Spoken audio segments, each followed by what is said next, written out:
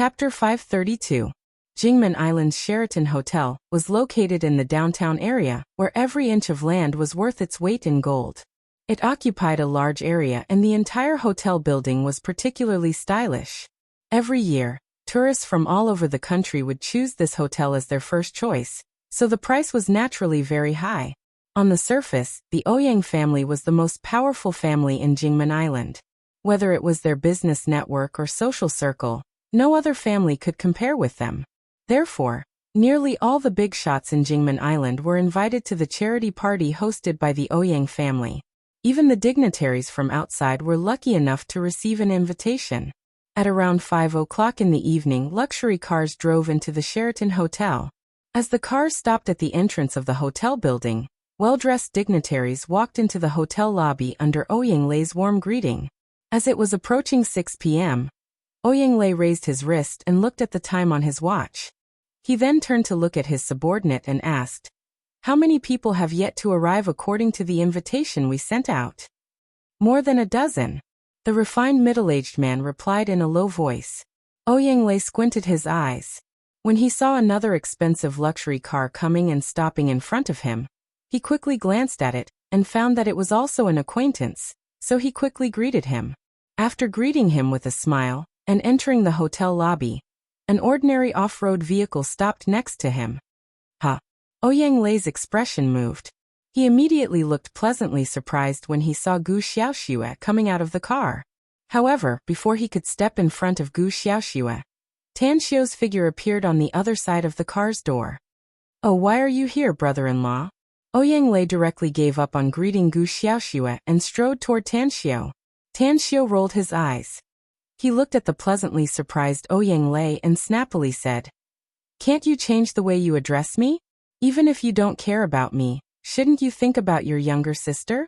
She hasn't found a husband yet, so calling me like that will damage her reputation." Ouyang Lei stared blankly for a moment. He immediately patted his forehead and smilingly said, "Yeah, you're right. My younger sister hasn't married yet, so you can't be considered as my brother-in-law. Then a future brother-in-law should be correct, right?" Haha. Tan Xiu glanced at Yang Le, who got out of the driver's seat and said, "Remember this guy's appearance. I'll give you one night. Tomorrow, I'll make him run to me and beg me."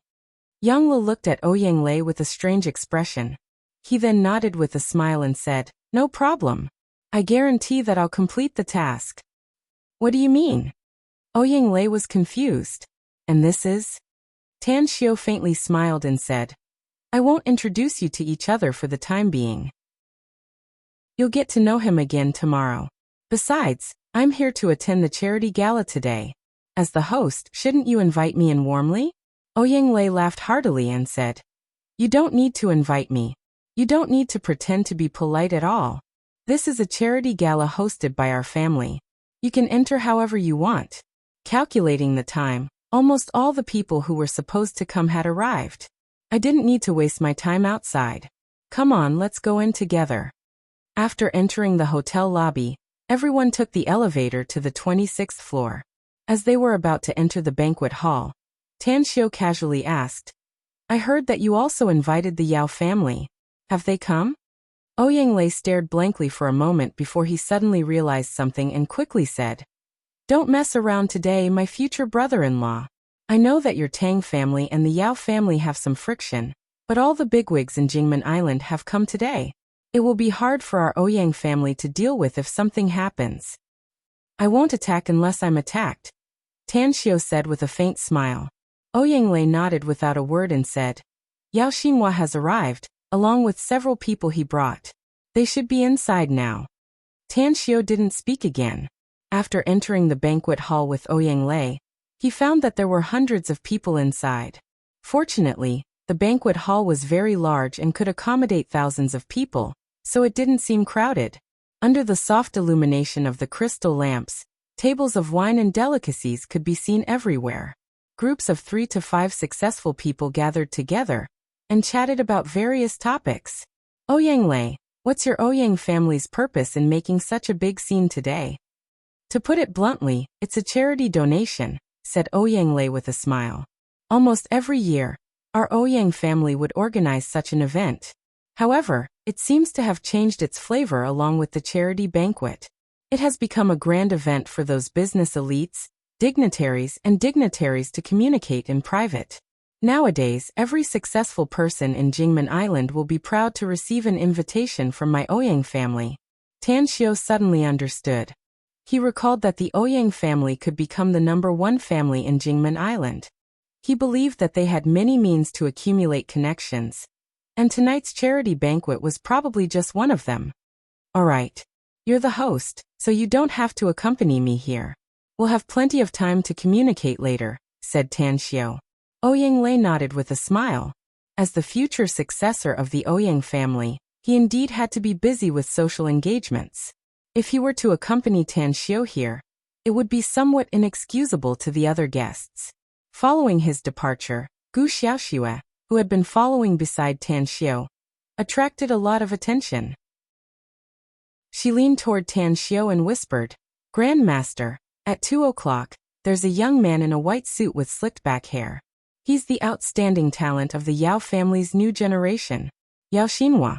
Tan Xiu looked over and saw the handsome and tall Yao Xinhua, who was holding a glass of red wine and chatting with several successful middle-aged men. As if sensing that someone was looking at him, Yao Xinhua glanced around a few times before his eyes finally met with Tan Xiu's. Tan Xiu let out a faint smile and turned toward the rest area in the corner. Today was the first time he saw Yao Xinhua. He had a good head and a good brain.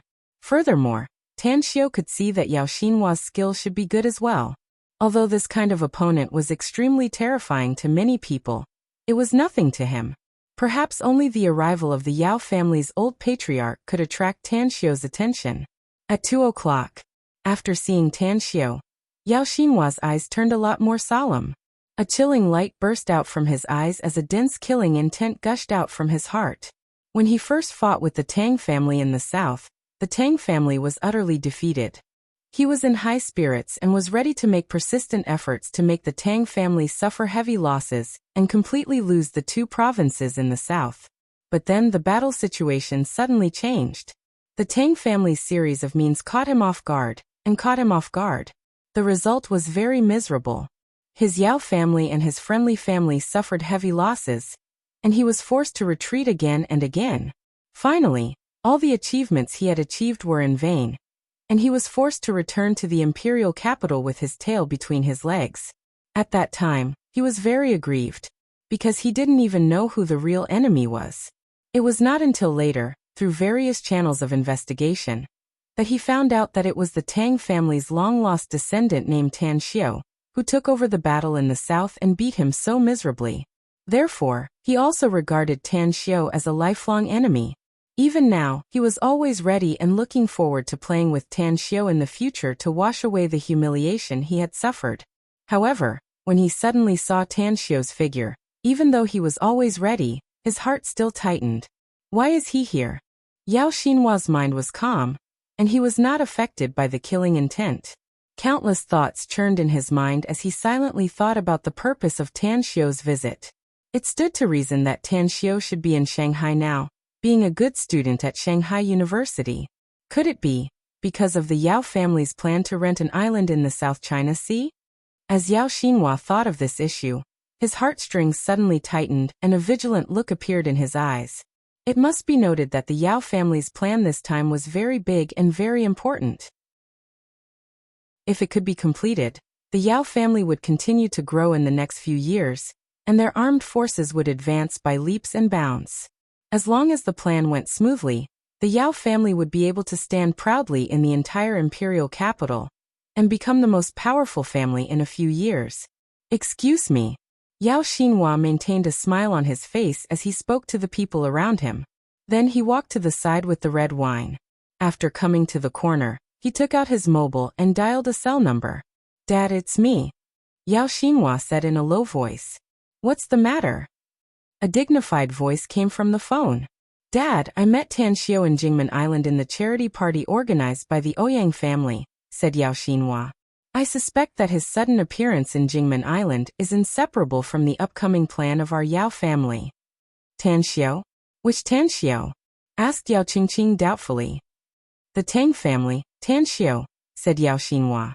Yao Qingqing was silent for a moment. Suddenly, he seemed to recall something and asked in a deep voice. Is it Tan Xiu who once fought with you in the 2 southern provinces? The little fella of the Tang family who was lost for 20 years?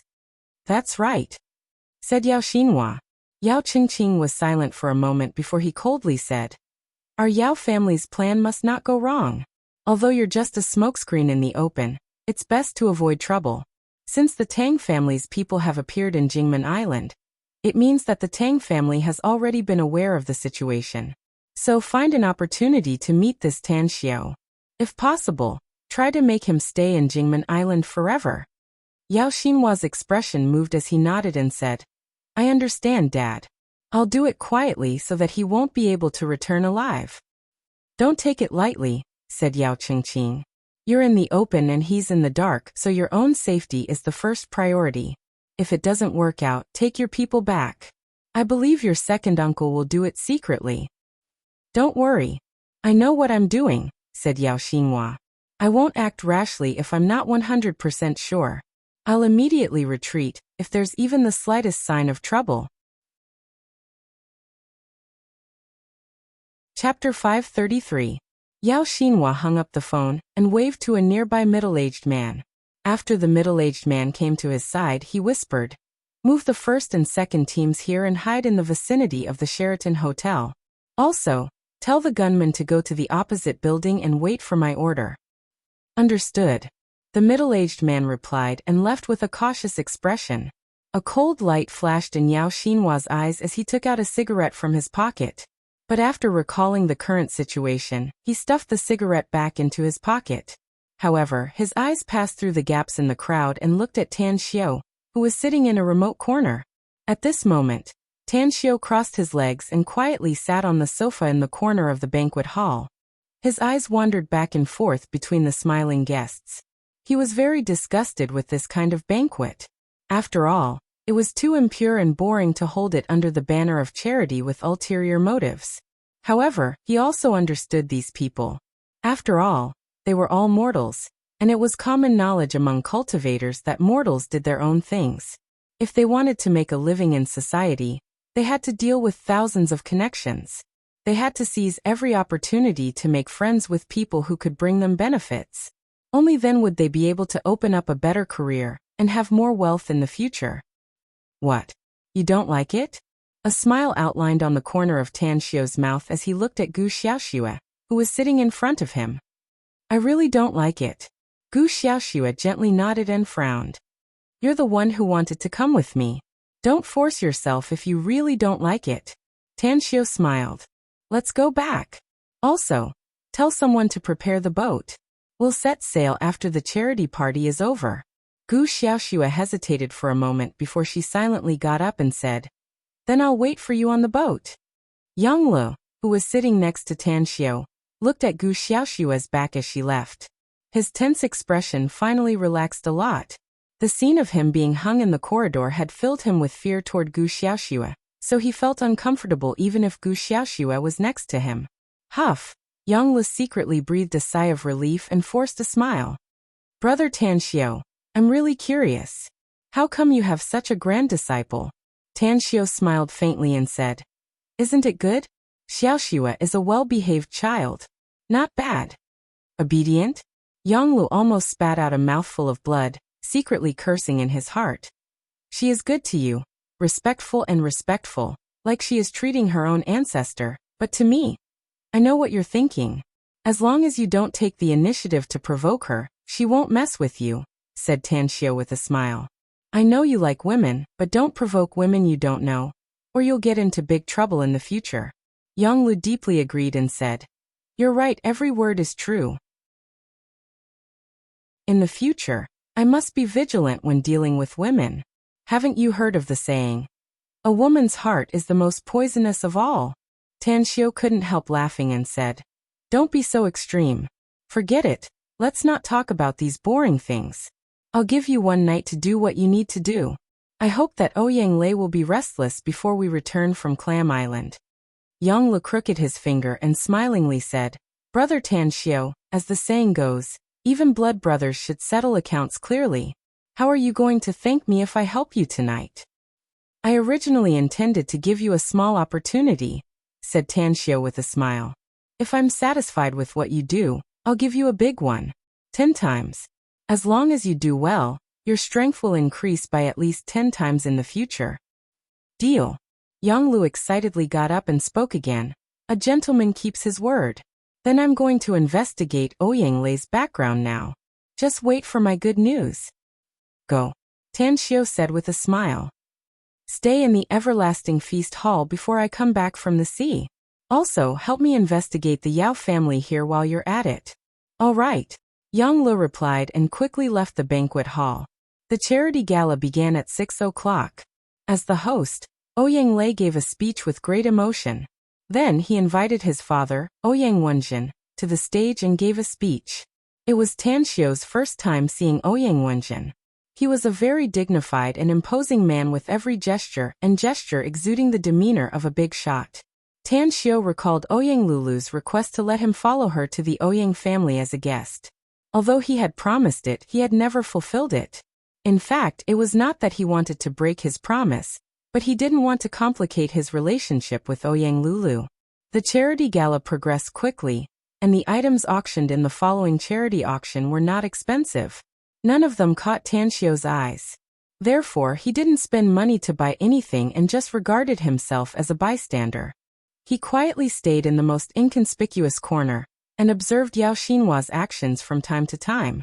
After the charity auction ended, some people bought things they liked, while some spent money to show goodwill to the Ouyang family. In short, the charity auction was a success. You're Tanxio, right? At the beginning of the banquet, Yao Xinhua finally appeared in front of Tanxio with a glass of red wine in his hand. Tanxio was still sitting on the sofa with his legs crossed. He looked up and casually glanced at Yao Xinhua. A faint smile appeared on the corner of his mouth as he said, "It turns out to be a loser. I really didn't expect that you would dare to appear in front of me. Aren't you afraid that I'll personally cut off your head and make it into a chamber pot for me?" Yao Xinhua sneered. He turned around and sat on the sofa opposite Tanxio. He gently sipped the red wine and then lightly said, "There's an old saying that victory and defeat are common in a war. Who can laugh at the end is really an unpredictable chess game. I'm looking forward to what kind of performance you'll have in the future." "I'll have a lot of good performances, but I'm afraid only a few of them will qualify you to participate in," Tanxio said with a smile. "You may not like to hear it, but perhaps only your family's patriarch can make me look at the entire Yao family. As for the others, hee." Yao Xinhua gave a thumbs up. He didn't get angry out of shame because of the contempt in Tanxio's words. On the contrary, a bright smile appeared on his handsome face. "I know. I've been looking forward to the Tang family ever since I came back from abroad. I'm looking forward to them giving me some pressure and motivation. But your Tang family's people are too weak, so weak that I don't even have the mood to play. Fortunately, you appeared. I'm glad that the Tang family was able to find you. Otherwise, even if the Tang family were to be destroyed in the future, I would still feel bored." Tanxio couldn't help laughing and said, "That's great. You're full of arrogance, and your blood is full of self-confidence. It's a pity that I've made such an outstanding opponent fear me so early on. If I had known it earlier, I wouldn't have used such a rough method to deal with you in Fukong. Maybe I could have played better and obtained more gains if I was gentle." "Tanxio, a man who can't let go of the past is not a real man." Yao Xinhua sneered. "How about we make a bet if you want?" "Say it." Tanxio shrugged his shoulders. "How do you want to play?" Yao Xinhua said, "Let's bet. Who will leave the hotel standing tonight? Who will leave the hotel lying down? Do you dare to bet with me?" "What's the bet?" Tanxio said with a smile. "I'll give you the choice." Yao Xinhua spread his hands. "All right," Tanxio said with a light smile. "I'll be a bit vulgar today. The bet is money. I've been very poor recently, so poor that I can't even eat in the school cafeteria. How about 1 billion renminbi? That's a small bet." Yao Xinhua sneered. "If you say 1 billion, then 1 billion. I don't like to always make myself look rich and overbearing." The two men talked, their words full of the smell of gunpowder. Now they were carrying out psychological tactics, wanting to use words to strike the other's psyche. Unfortunately, Ling Ren was a person with a tenacious mind, so verbal attacks would not have much of an effect on them. Give me your cell number. Tan Xiao took out his mobile phone and crooked his finger. Do you need to ask me personally if you want to know my cell number? Yao Xinhua said with a faint smile. Wouldn't the Tang family's people be eager to put my number in front of you? I don't like troublesome things, Tan Xiao said. You're the same as me. I'm also a person who hates troublesome things. Yao Xinhua nodded. Having said that, he gave his cell number to Tan Xiao. Tan Xiao quickly wrote a short message and sent his name and a bank account number to Yao Xinhua.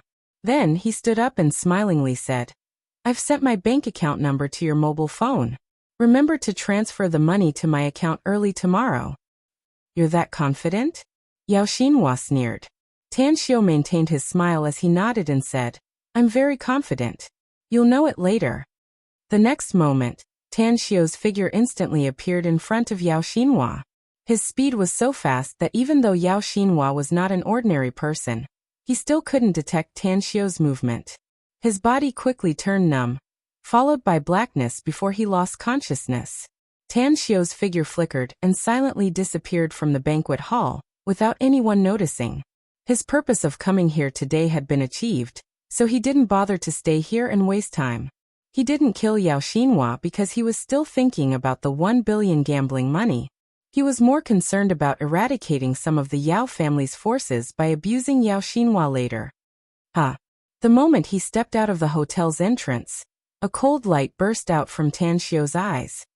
He could keenly sense that there seemed to be countless pairs of eyes staring at him from all around. A faint sense of crisis even appeared in his heart, causing him to instantly release his spiritual sense. 15 people, all armed with firearms. However, it's not them who gave me a sense of threat, but someone else. It should be someone hiding in the dark. Only someone hiding in the dark can give me such a feeling. Chapter 534.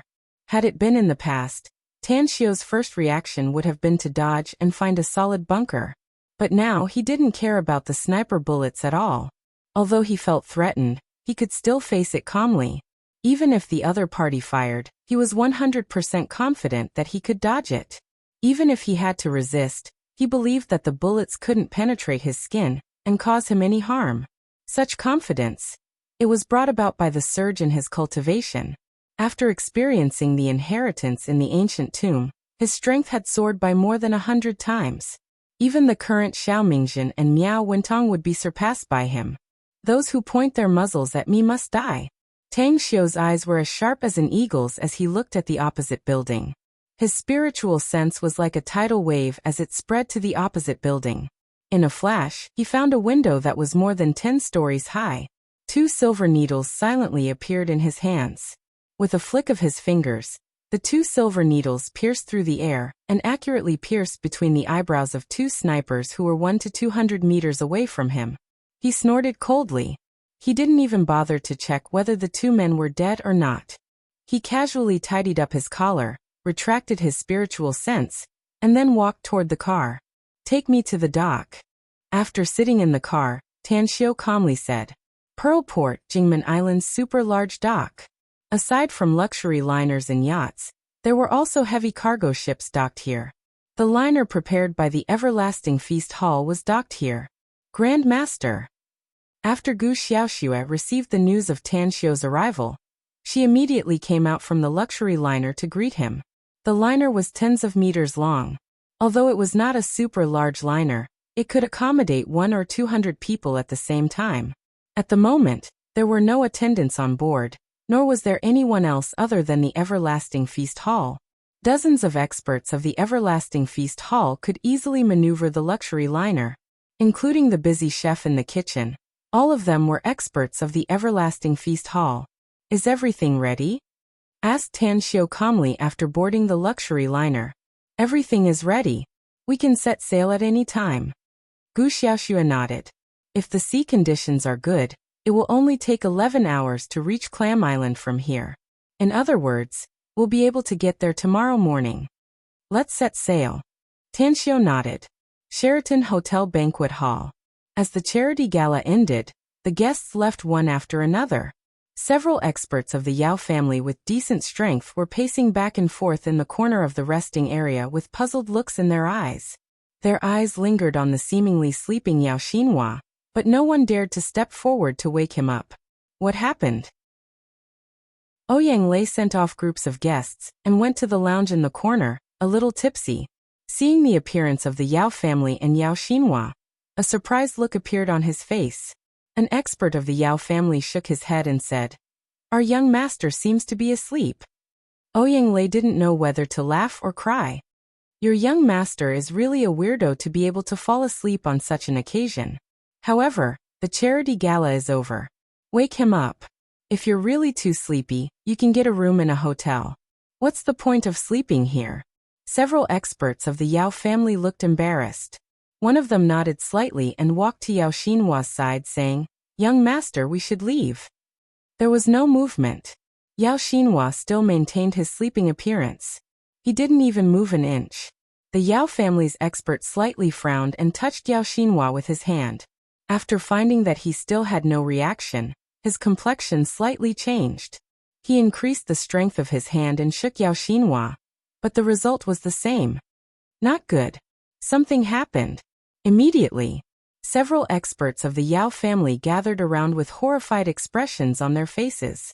They were the Yao family's experts responsible for Yao Xinhua's safety. If something happened to Yao Xinhua, they would be severely punished. Ouyang Lei walked to Ouyang Lei's side. He frowned and shook Yao Xinhua a few times.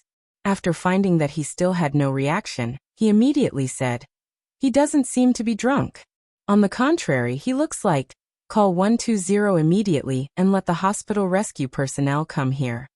The Yao family's expert who first found Yao Xinhua's condition reached out and directly picked him up. He then said in a deep voice, "No need to call 120. Send the young master to the hospital immediately. Let's go." "I'll go with you," said Ouyang Lei quickly. The Yao family's young master, Yao Xinhua, had an accident at the charity gala. Ouyang Lei was well aware that this matter was inextricably related to the Ouyang family. Furthermore, he also wanted to know what was going on with Yao Xinhua, so he strode to catch up. An hour later, Jingmen Island's First People's Hospital. The president of the hospital, Zhuang Yuanxiu, was wearing a white coat. Her brows were tightly knitted as she looked at Ouyang Lei's physical examination report. "President Zhuang, what's the situation with our young master?" An expert of the Yao family hurriedly asked. Zhuang Yuanxiu shook his head and forced a smile. "The examination shows that he's very healthy. As for why he's unconscious, we can't find any reason. How about we carry out a comprehensive examination on him, which will take a lot of time. I'm afraid the results will come out tomorrow morning." The Yao family's expert hurriedly asked, "President Zhuang, will our young master's life be in danger?" "It's hard to say." Zhuang Yuanxiu shook his head. Through the routine examination, not only is his life not in danger, but his body is also very healthy. There's no injury on his body. However, his coma is very unreasonable. I can't tell the specific situation at present. We need to carry out a comprehensive examination before we can draw a conclusion. The Yao family's expert was silent for a moment. Then he nodded and said, "Then I'll have to trouble President Zhuang. I'll immediately report the young master's condition back to the family. I hope the results from your hospital can come out quickly." "Don't worry," Zhuang Yuanxiu replied and turned to look at Ouyang Lei. "President Zhuang, if there's anything you need our Ouyang family to do, just say it," said Ouyang Lei. "Nothing for the time being." Zhuang Yuanxiu shook his head. "Take a rest first. Our hospital will take care of the patient. I've told the person in charge of the inpatient department to send someone to stay here 24 hours to take care of him." "All right, then I'll have to trouble you." Ouyang Lei said a few polite words to the Yao family's experts before he bid farewell and left. Since the hospital couldn't find out Yao Xinhua's condition, it was meaningless for him to stay here. Furthermore, he didn't like Yao Xinhua, not only because of his arrogant character, but also because he was the sworn enemy of his future brother-in-law. Late at night, in a luxurious villa complex in Jingmen Island, a Mercedes-Benz slowly drove in. When it entered the open electric gate of the villa's courtyard, The driver opened the back seat's door and respectfully looked at Ouyang Lei coming out from the inside. At this time, Ouyang Lei was slightly drunk, but the cool breeze made him more spirited. Strange, why is the light on? Ouyang Lei muttered to himself. He then ordered the driver to leave and strode into the villa's hall. Although he was the eldest young master of the Ouyang clan, and the future successor, he was very low-key. Even his secret residence was not known by many. Auntie Chong? Ouyang Lei looked around and found that the housekeeper, Auntie Chong, who usually waited for him in the hall, was not in the living room today, which made the strange feeling in his heart more intense. Being cautious by nature, he went to the left corridor and knocked on the door of Auntie Chang's room. After finding no movement inside, he immediately opened the door and found that the light inside was on, but no one was there. Where is she? Ouyang Lei frowned and a bad premonition grew inside his heart. When he came back to the door of the next room, he suddenly found that Auntie Chong was sleeping soundly on the guest bed. Suddenly, his slightly worried heart relaxed. He smiled and shook his head, then turned around and left. When he came to the second floor, he habitually opened the door of the study room. When he saw the environment inside, his pupils rapidly shrank and his eyes burst with a horrified look. It was a messy scene with things lying all over the place. Many of the things he particularly treasured, such as the expensive 4 treasures of the study, were carelessly thrown on the ground, and ink was spilled on the floor. The door of the bookcase in the study room was open, and the books on it were very messy. Many of them were also thrown on the ground. I've been robbed. Ouyang Lei rushed to the cloakroom. When he saw that the cloakroom was also turned upside down, he instantly sprinted to the innermost wardrobe. Damn. The clothes in the wardrobe were carelessly thrown all over the floor. On the innermost side of the wardrobe, the hidden safe had been pried open, and all the extremely valuable things inside had disappeared. Although he was distressed to lose those gold bricks, jewelry, and antiques, it was still within his acceptable range. But this safe contained the extremely important account book of the Ouyang family. The content of the account book even recorded some of the Ouyang family's shady business. Something big has happened. Ouyang Lei's lips trembled, and the drunkenness completely disappeared. After a few heavy breaths, he quickly took out his mobile phone and dialed a mobile phone number. Dad, something happened. The place where I live was robbed. Not only all the valuable things were stolen, but even the account book that recorded the basic records of our family's very important business was also stolen by the thief.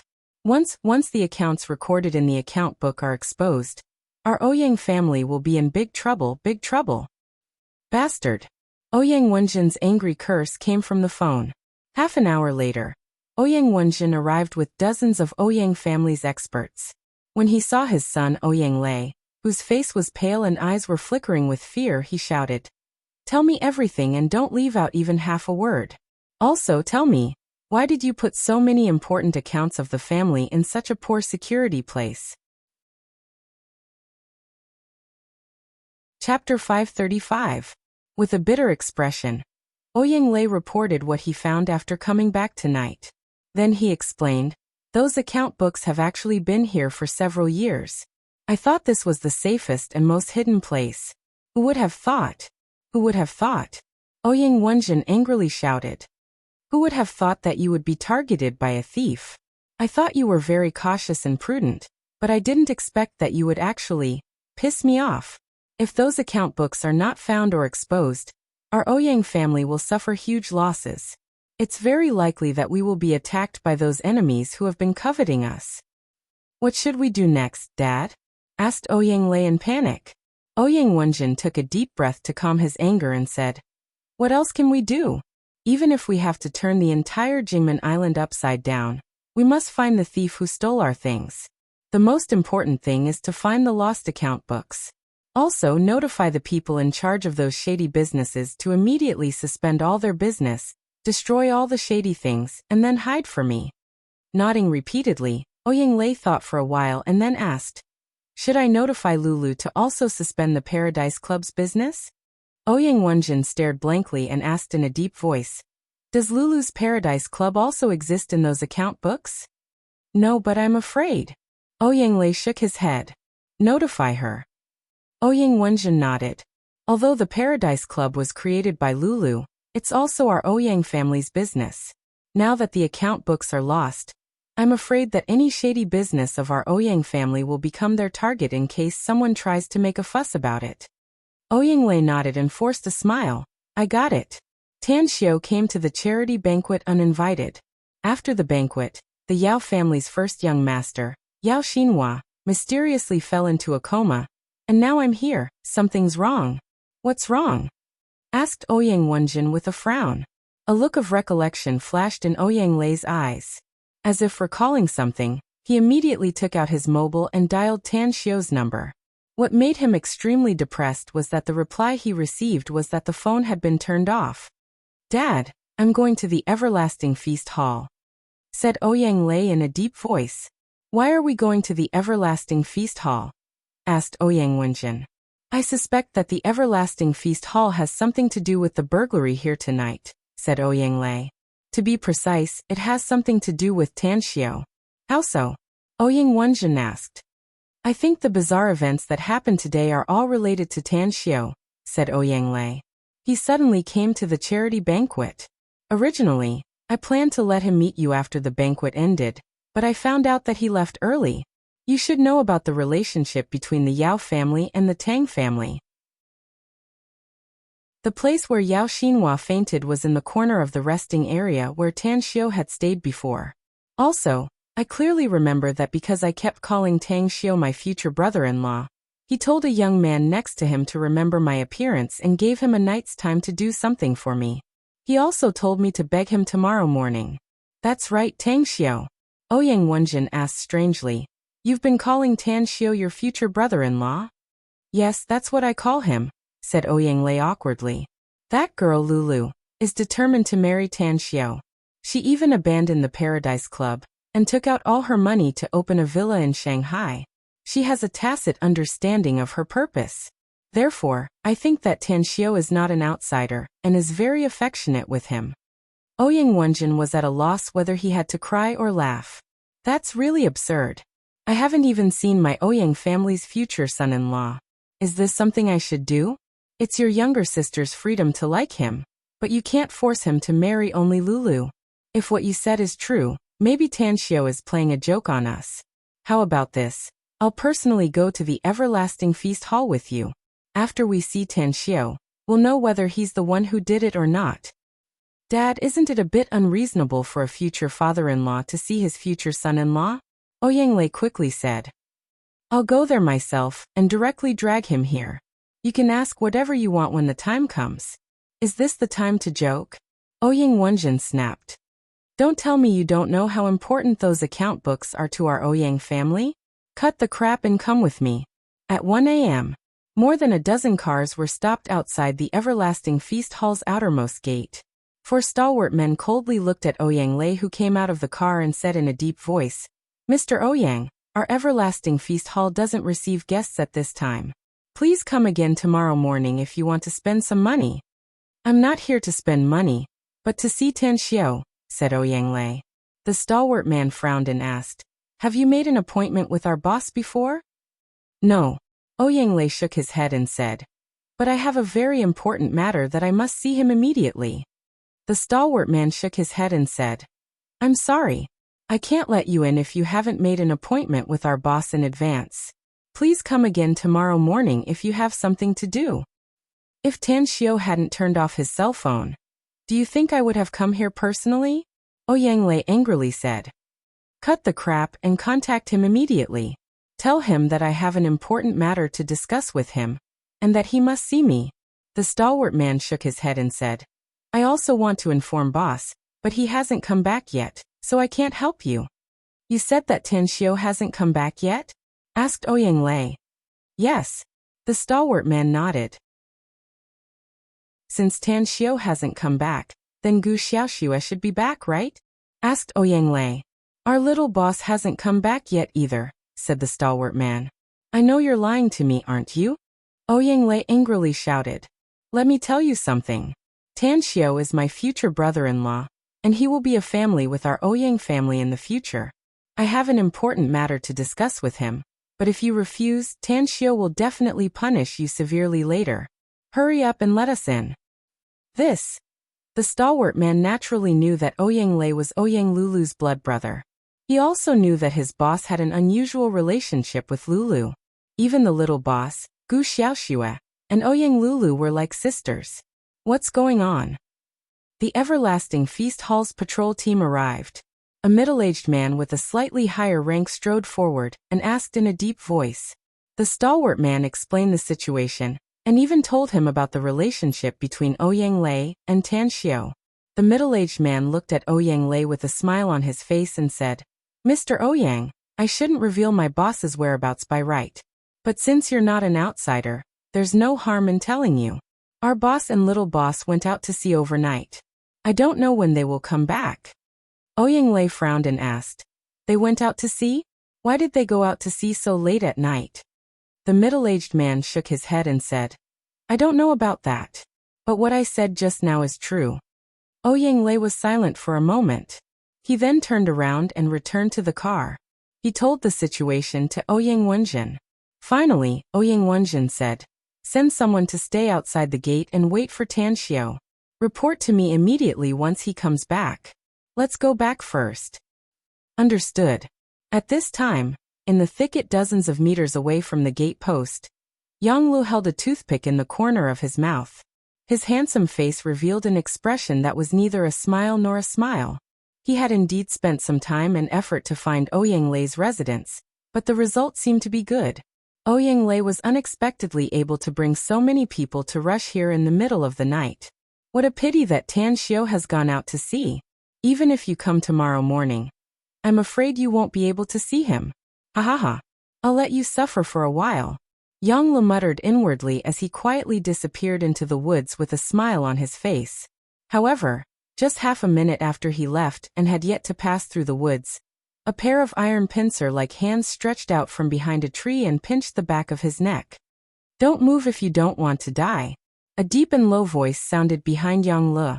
Despite his tenacious mind, Yang Lu was scared out of his wits by the sudden turn of events. He was very confident in his skills, and was even more confident in his concealment ability. Yet he didn't even notice that the other party had appeared beside him despite always being extremely vigilant. Don't misunderstand me. I'm Tan Xiao's friend, and also a VIP of the Everlasting Feast Hall. Yang Li's voice was a bit trembling as he raised his hands in an instant. Whoosh, whoosh, whoosh. 3 hazy figures flashed and appeared, while the iron pincer-like hands moved away from the back of Yang Li's neck. The 3 experts of the Everlasting Feast Hall, who were responsible for patrolling the night, had surrounded Yang Lu in a triangular formation.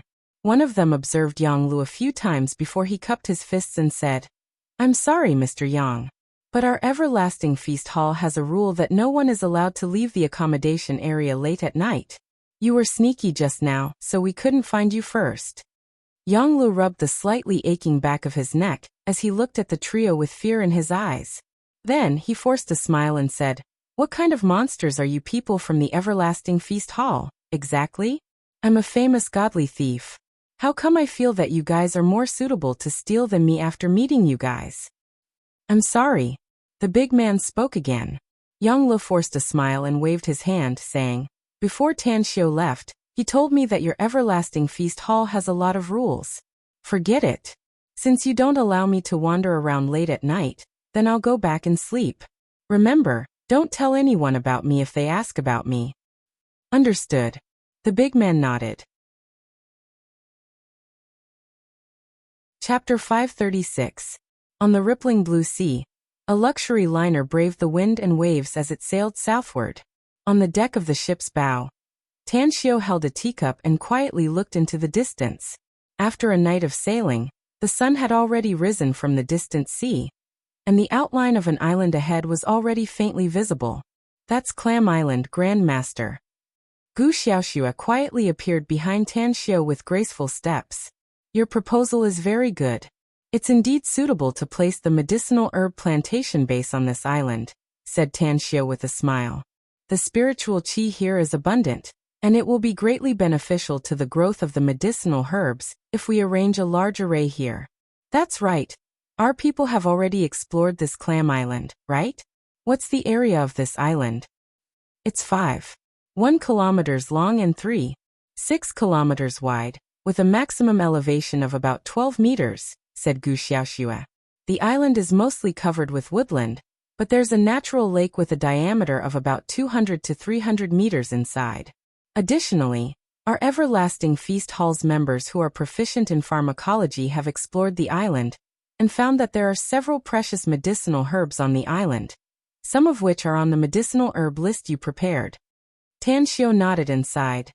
This kind of isolated island with no human traces all year round will naturally grow some precious medicinal herbs under the nourishment of abundant spiritual qi.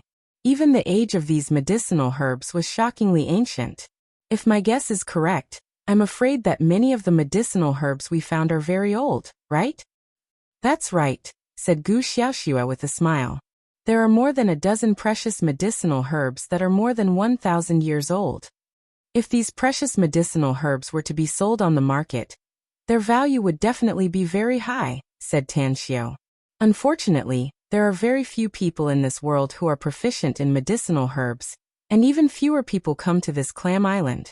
That's why these medicinal herbs can be preserved for such a long time. While the two were talking, the liner was only a few kilometers away from Clam Island. Due to Tan Xiu's order, the liner didn't stop at the northern coast of Clam Island, but circled around the island. Tan Xiu could clearly see another island a few kilometers south of Clam Island. The area of this island seemed to be smaller than Clam Island, but the terrain was vaguely higher, with the highest point being about 30 to 40 meters. Boss, we found a small liner on the southern coastline of Clam Island. Chief Instructor Gao Feng, who had been stationed at the Everlasting Feast Hall's HQ for a long time, strode over with a pair of binoculars in his hand and a grim expression on his face. I saw it. Tan Xiu nodded lightly. Gao Feng was stunned, and a strange look appeared in his eyes. One must know that the liner they were on was several kilometers away from the coastline of Clam Island. Even if ordinary people could see the island, it would be very difficult for them to see a small freighter parked on the coastline, right? Unless someone had a pair of eagle eyes. Gu Xiaoxue glanced at Gao Feng, who had a weird expression on his face, and faintly said, when your cultivation reaches our level, you will be able to see things from a few kilometers away. Gao Feng's eyes lit up as he nodded respectfully. There's someone on that liner. If my guess is correct, it's the Yao family's liner, said Tan Xiu lightly. Moreover, they have already discovered us. Send someone over. Yes. Gao Feng acknowledged and immediately returned to the cabin. Quickly, when Tan Xiu's liner approached the coastline, 4 stalwart men carrying firearms on the other small liner were already standing on the stern deck. Private Island, leave immediately. The leader of the group, a bald man, had a cold and gloomy expression in his eyes as he shouted with a megaphone. However, Tan Xiu's liner ignored the other party's shout and stopped tens of meters away from the small liner. Tan Xiu and Gu Xiaoxue then stepped on the reef on the shore, followed by Gao Feng and 10 other experts of the Everlasting Feast Hall. Stop! 4 burly men rushed over with guns, and the leader, a bald man, roared angrily. Tan Xiu faintly asked, You're not good people since you have firearms. Since you said that this island is private, then I'd like to ask, what's his surname? His surname is Yao, said the bald man proudly. Do you know the Yao family in the imperial capital?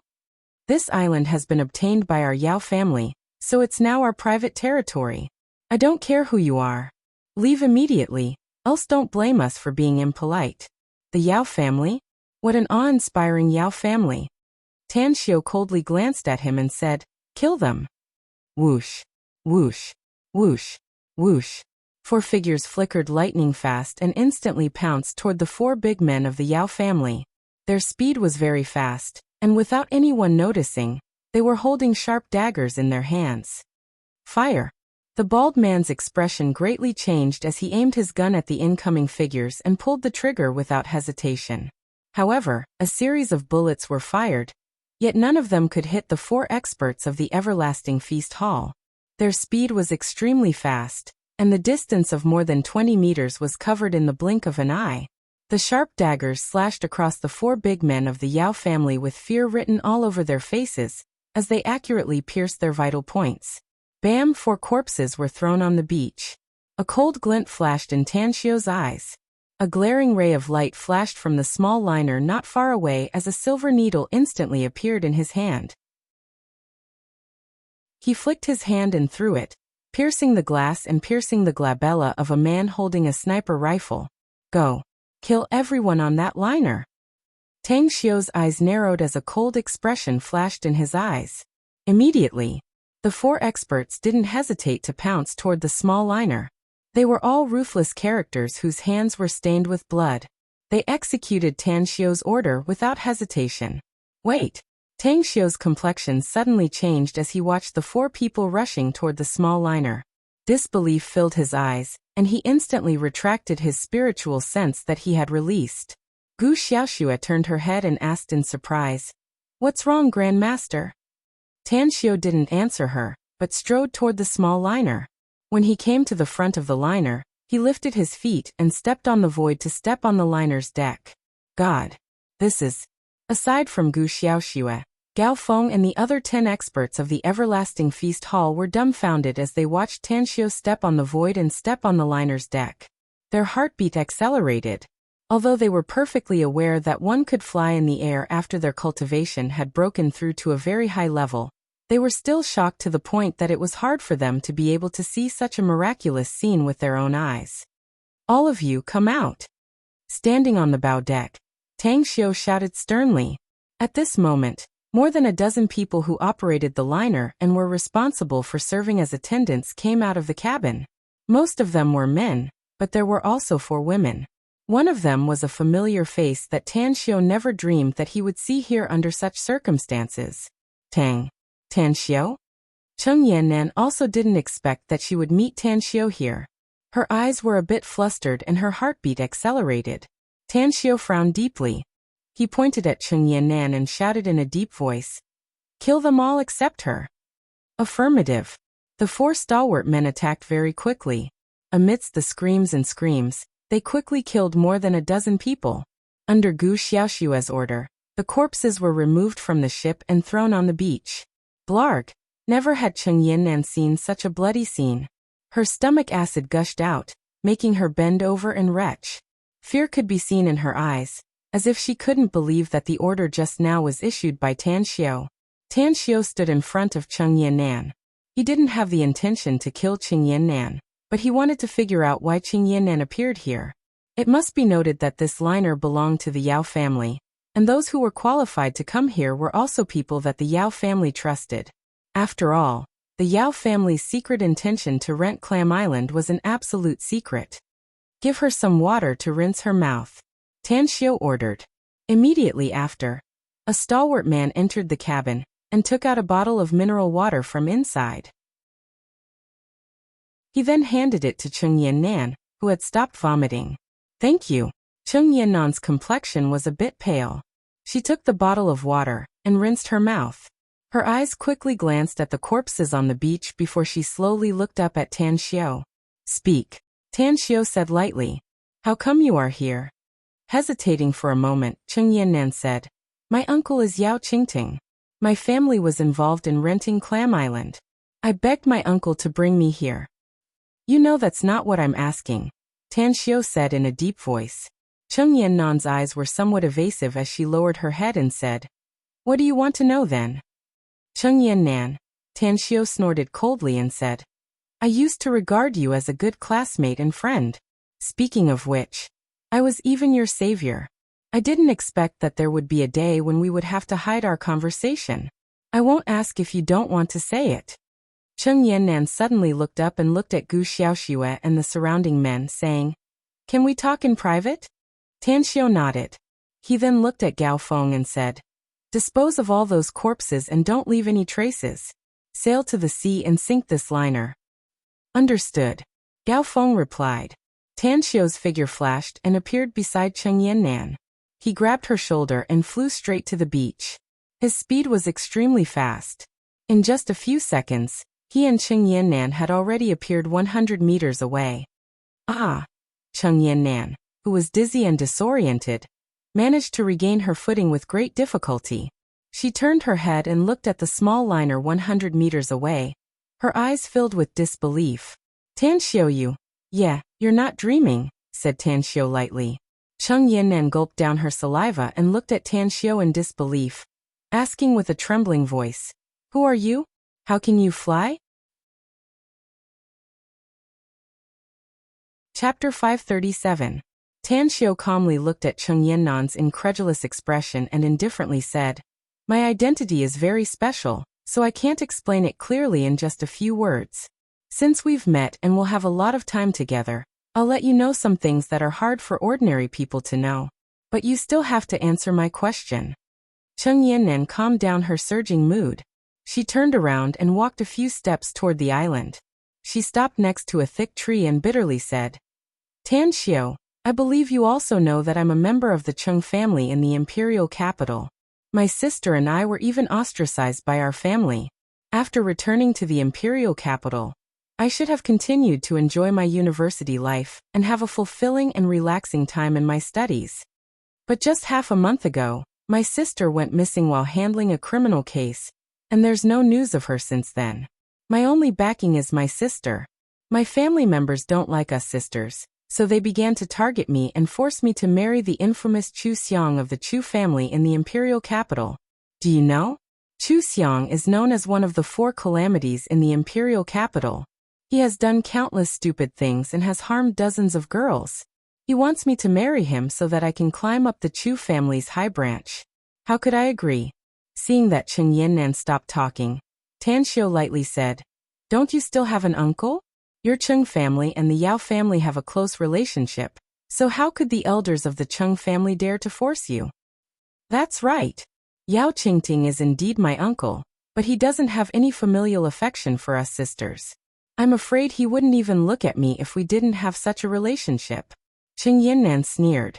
"Fortunately, Yao Qingting's wife, my aunt, likes me very much.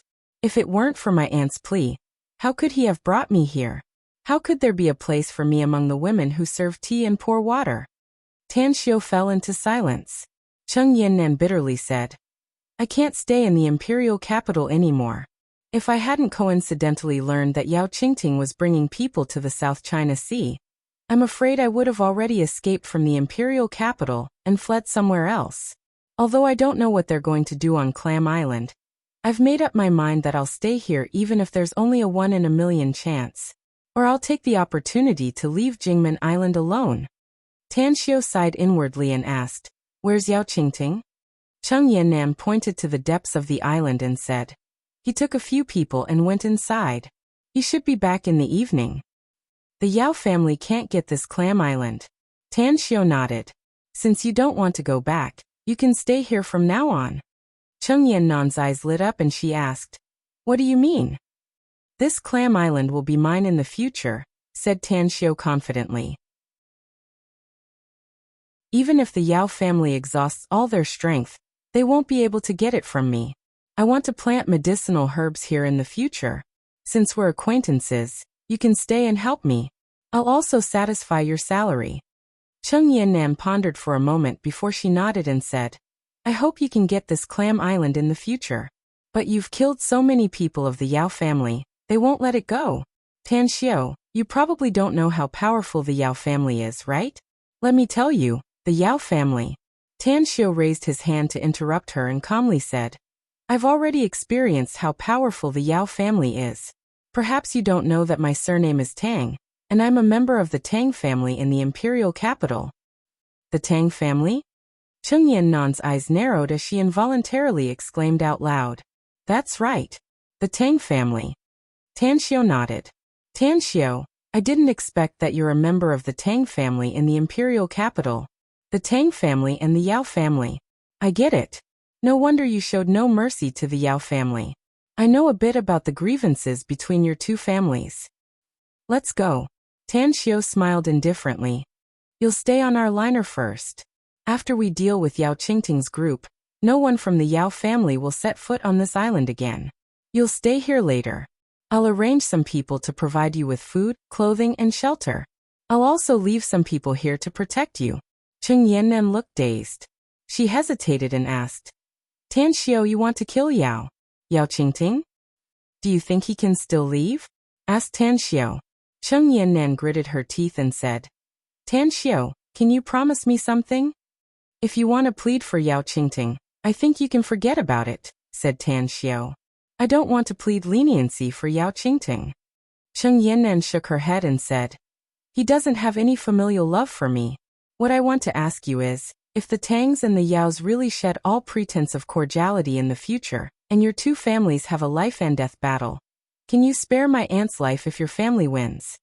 Tan Xiao was silent for a moment before he nodded and said, I promise you. Cheng Yannan shot a grateful look at Tan Xiao.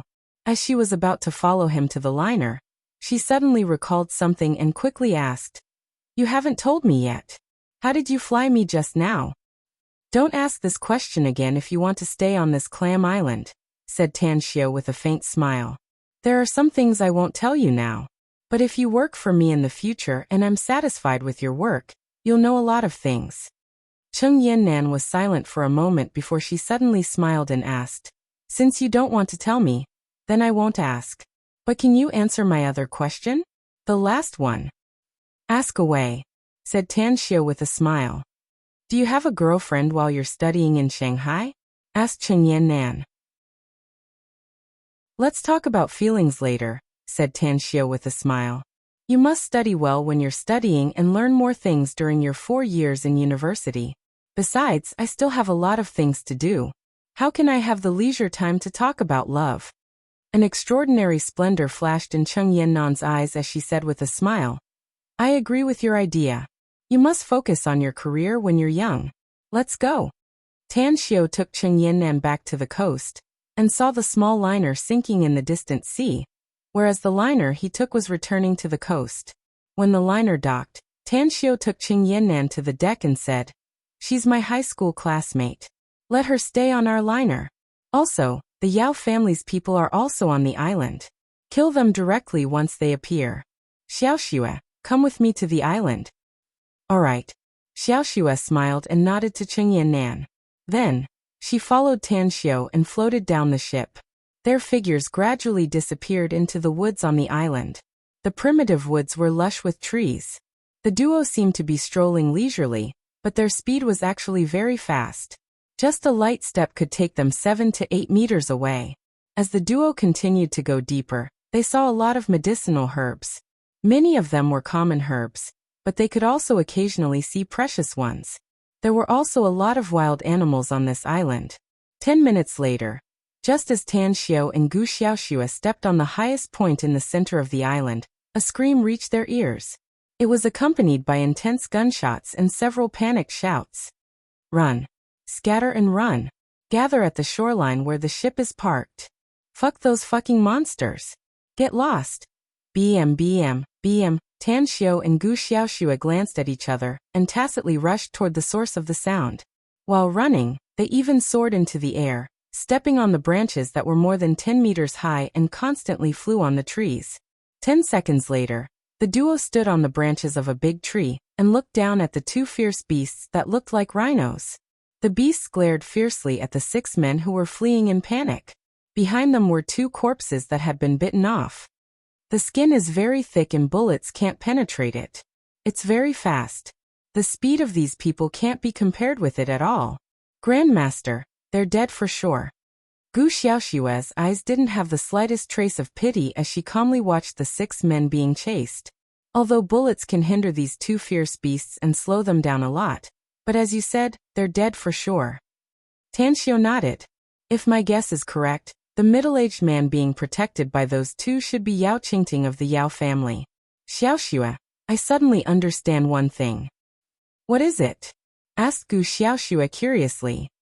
The Yao family letting Yao Xinhua come to Jingmen Island should be a smokescreen. The one who really contacted the government and prepared to sign the lease contract should be Yao Qingting, said Tan Xiao with a faint smile. If my guess is correct, the ship we just sank has the contract that the Yao family is preparing to sign. Grandmaster really has great wisdom. Gu Xiaoxue smiled. I think so too. After all, Yao Xinhua is too young, and he doesn't understand a lot of principles in the officialdom. Yao Qingting is also a very important figure in the Yao family. I'm afraid that he came here personally to inspect Clam Island. Once the final decision is made, He'll negotiate the lease with the government. Bring some people here. After these Yao family people are dead, dispose of their corpses, said Tan Xiao. Also, remember to send some people to the sea where the ship was sunk to see if they can find some information from the liner. Grandmaster, you want me to leave so that you can personally kill those two fierce beasts, right? Gu Xiaoxue said with a smile. Before we sank the liner, we had already taken back everything we could from the liner. I think it's better for me to stay here and help you. It seems that I really can't hide it from you. Tan Xiao couldn't help but laugh. You think I don't have the ability to kill these two fierce beasts, don't you? Well, since you're willing to stay here, then stay and have a look. In less than a minute, the two rhinoceros-like fierce beasts had already killed Yao Qingting's group of 6. They even wolfed down all the corpses and didn't even spit out the bones. This saves us the trouble of destroying the corpses and erasing the evidence. A smile outlined on the corner of Tan Xiao's mouth as he stood on a tree branch. He softly muttered and then floated down and appeared in front of the two rhinoceros-like fierce beasts. Chapter 538. The sea breeze blew, causing her white dress to flutter. Gu Xiaoxue, who was standing on a tree branch, faintly smiled as she looked at the scene below. Although she knew that her Grand Master's cultivation had made rapid progress in the past few months, she still didn't believe that her Grand Master could easily defeat the two rhino-like fierce beasts. Be careful, Grand Master. Gu Xiaoxue flipped her hand and held two lightning talismans between her fingers. Once her Grand Master was in danger, she would immediately act. Tan Xiao turned his head and faintly smiled. When he looked at the two rhino-like fierce beasts again, he laughed and said, I don't lack fierce beast materials recently, so you too can be spared from death, but you still can't escape punishment. Since the island next door will become a place for me to rear fierce beasts in the future, I'll capture you today and throw you to the island next door. The two rhino-like fierce beasts obviously had some spiritual wisdom. Although they couldn't understand what Tan Xiao was saying, they could still feel Tan Xiao's malice.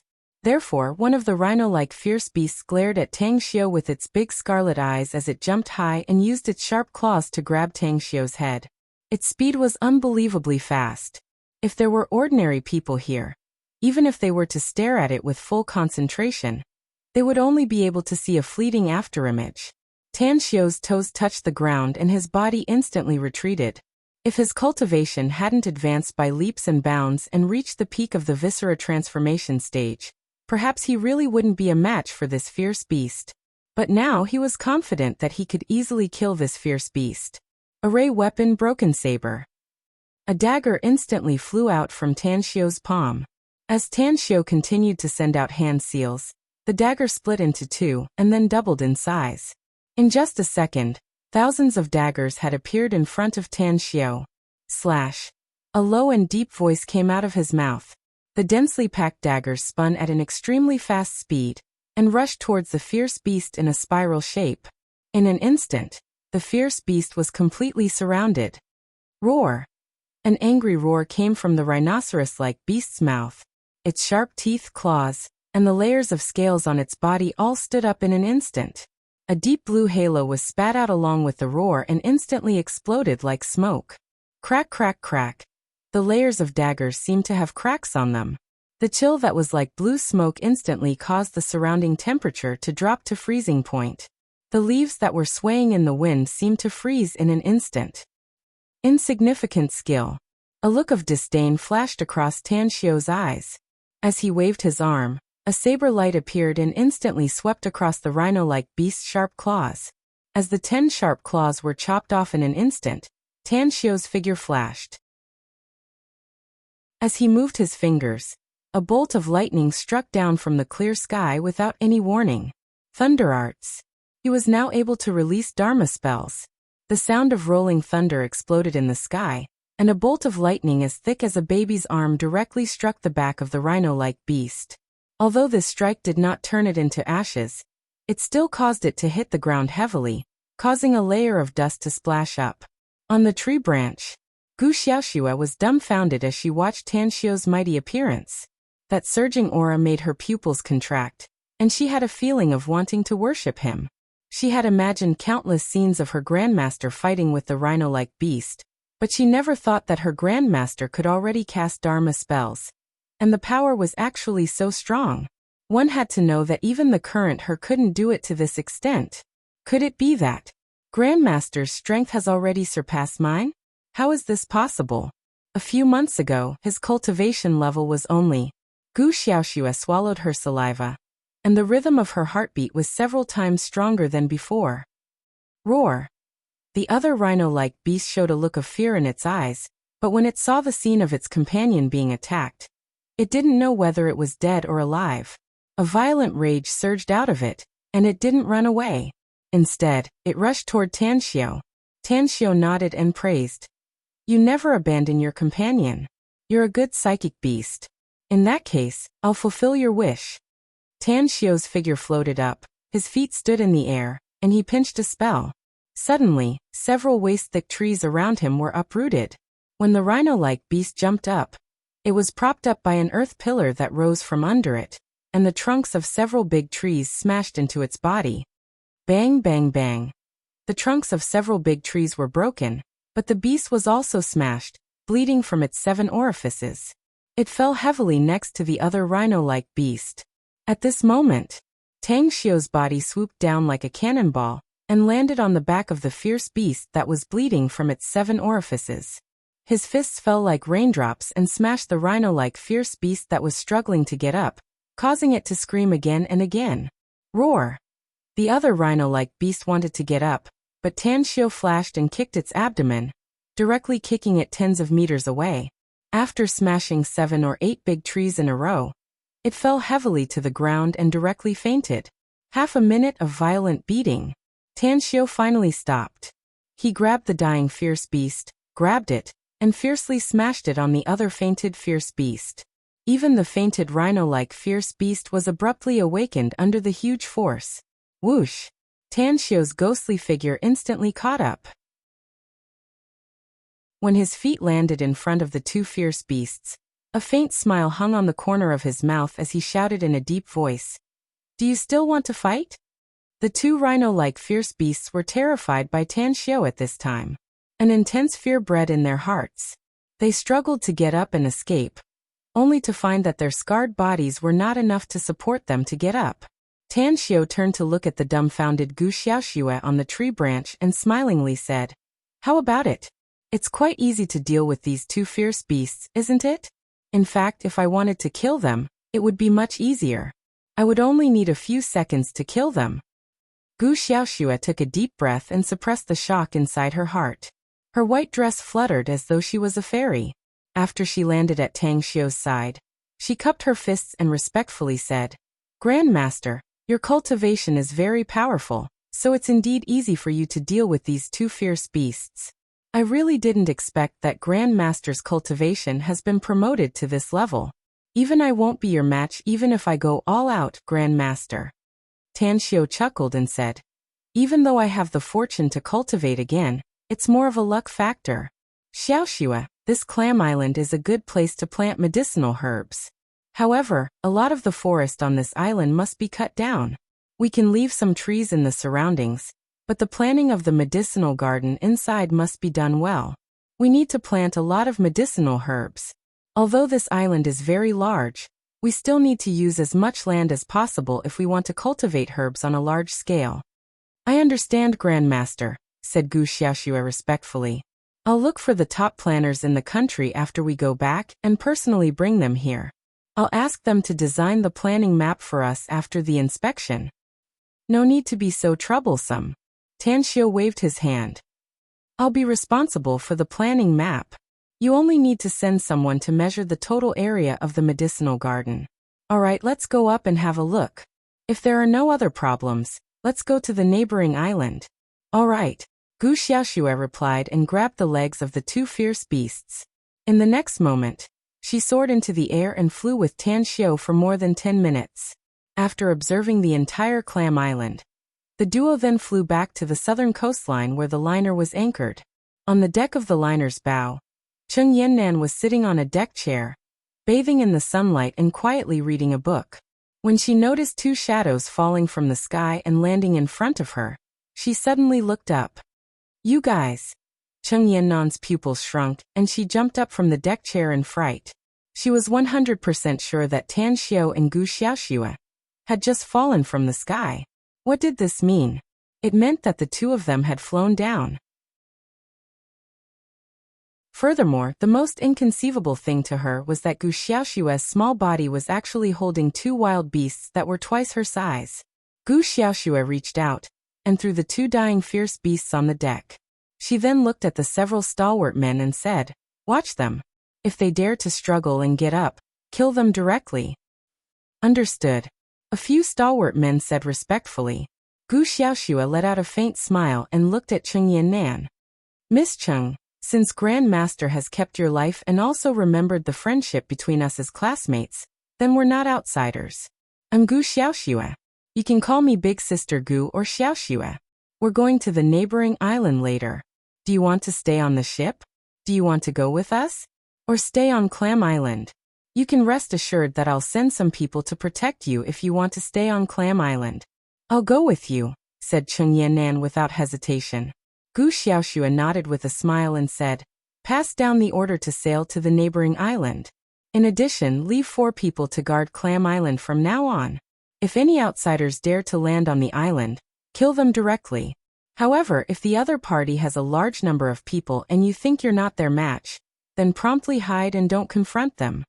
The 4 stalwart men cupped their fists and said, "This subordinate understands."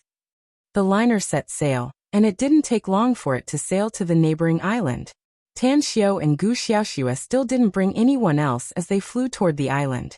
After entering the mountain forest, the duo observed for a while. What made them feel a bit inconceivable was that they actually found a lot of fierce beasts on this island. After a careful count, they found about 70 to 80 fierce beasts. "Grandmaster, I think there's something wrong with this island." Gu Xiaoxue slightly furrowed her brows and spoke after flying up to the air with Tan Xiao. "I also noticed it." Tan Xiao nodded. "We found those 2 fierce beasts on Clam Island. This island is very close to Clam Island, yet there are so many fierce beasts on this island. I'm afraid there's something special about it." His words abruptly came to a halt. The moment they flew to the edge of the island, he found the scene in the sea below unbelievable. Chapter 539. On the southern part of the island, there were hundreds of fierce beasts. Some of these beasts were swimming on the surface of the sea, while some were treading on the surface of the sea as if they were taking a leisurely stroll. Thousands of fierce beasts were densely packed on the beach. Some of them were lying on the beach, while others were jumping around and running around. Heavens! How come there are so many fierce beasts here? Despite Gu Xiaoxue's composure, she couldn't help but exclaim at this time. A glint flashed in Tan Xiao's eyes. Although he couldn't figure out why there were so many fierce beasts here, he seemed to see countless fierce beasts being kept in captivity and countless cultivation resources piled up like a mountain. "Xiaoxue, I don't believe in heaven, but I still want to thank it at this moment. The appearance of so many fierce beasts here is like charcoal in snowy weather. If we can take care of this place and control all the fierce beasts below, we won't need to capture ordinary fierce beasts to domesticate." Gu Xiaoxue's eyes lit up, but they dimmed after a while. She forced a smile and said, "This place is too terrifying, Grand Master. Even if our cultivation is very high, I'm afraid we can't catch all of them, right?" "We can't catch all of them, but I believe we can catch them sooner or later if we bring more experts here," Tan Xiao said with a smile. No. Suddenly, Tan Xiao's complexion suddenly changed. The moment he reached out to hold Gu Xiaoxue's slender waist, his figure swooped toward the mountain forest like a lightning bolt. In just a short moment, he had already taken Gu Xiaoxue and appeared in the dense mountain forest. "What's wrong, Grand Master?" Gu Xiaoxue had almost never been in contact with a man.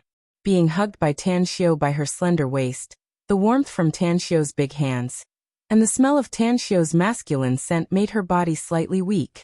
Even the tips of her ears had turned a little red at this moment.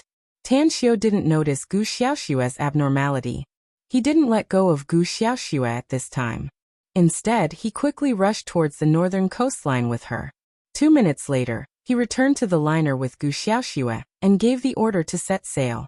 The liner set sail and once again stopped at the coastline of Clam Island, but this time, it was already at the northern coastline of Clam Island.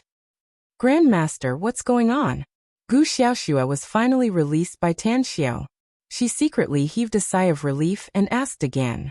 Frowning, Tan Xiao forced a smile and said, "It seems that I'm just indulging in fantasy. We thought that we had encountered great benefits, but we forgot about the great trouble.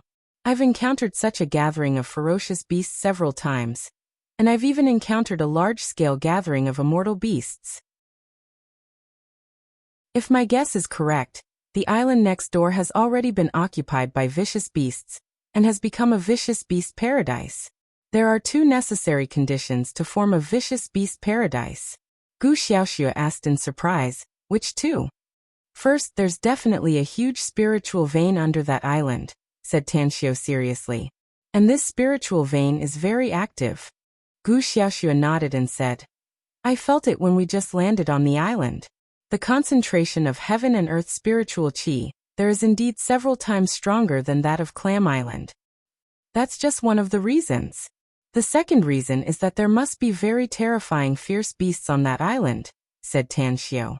"Such fierce beasts are at least high-level ones. Even with my current cultivation, I'm not sure if I can deal with them.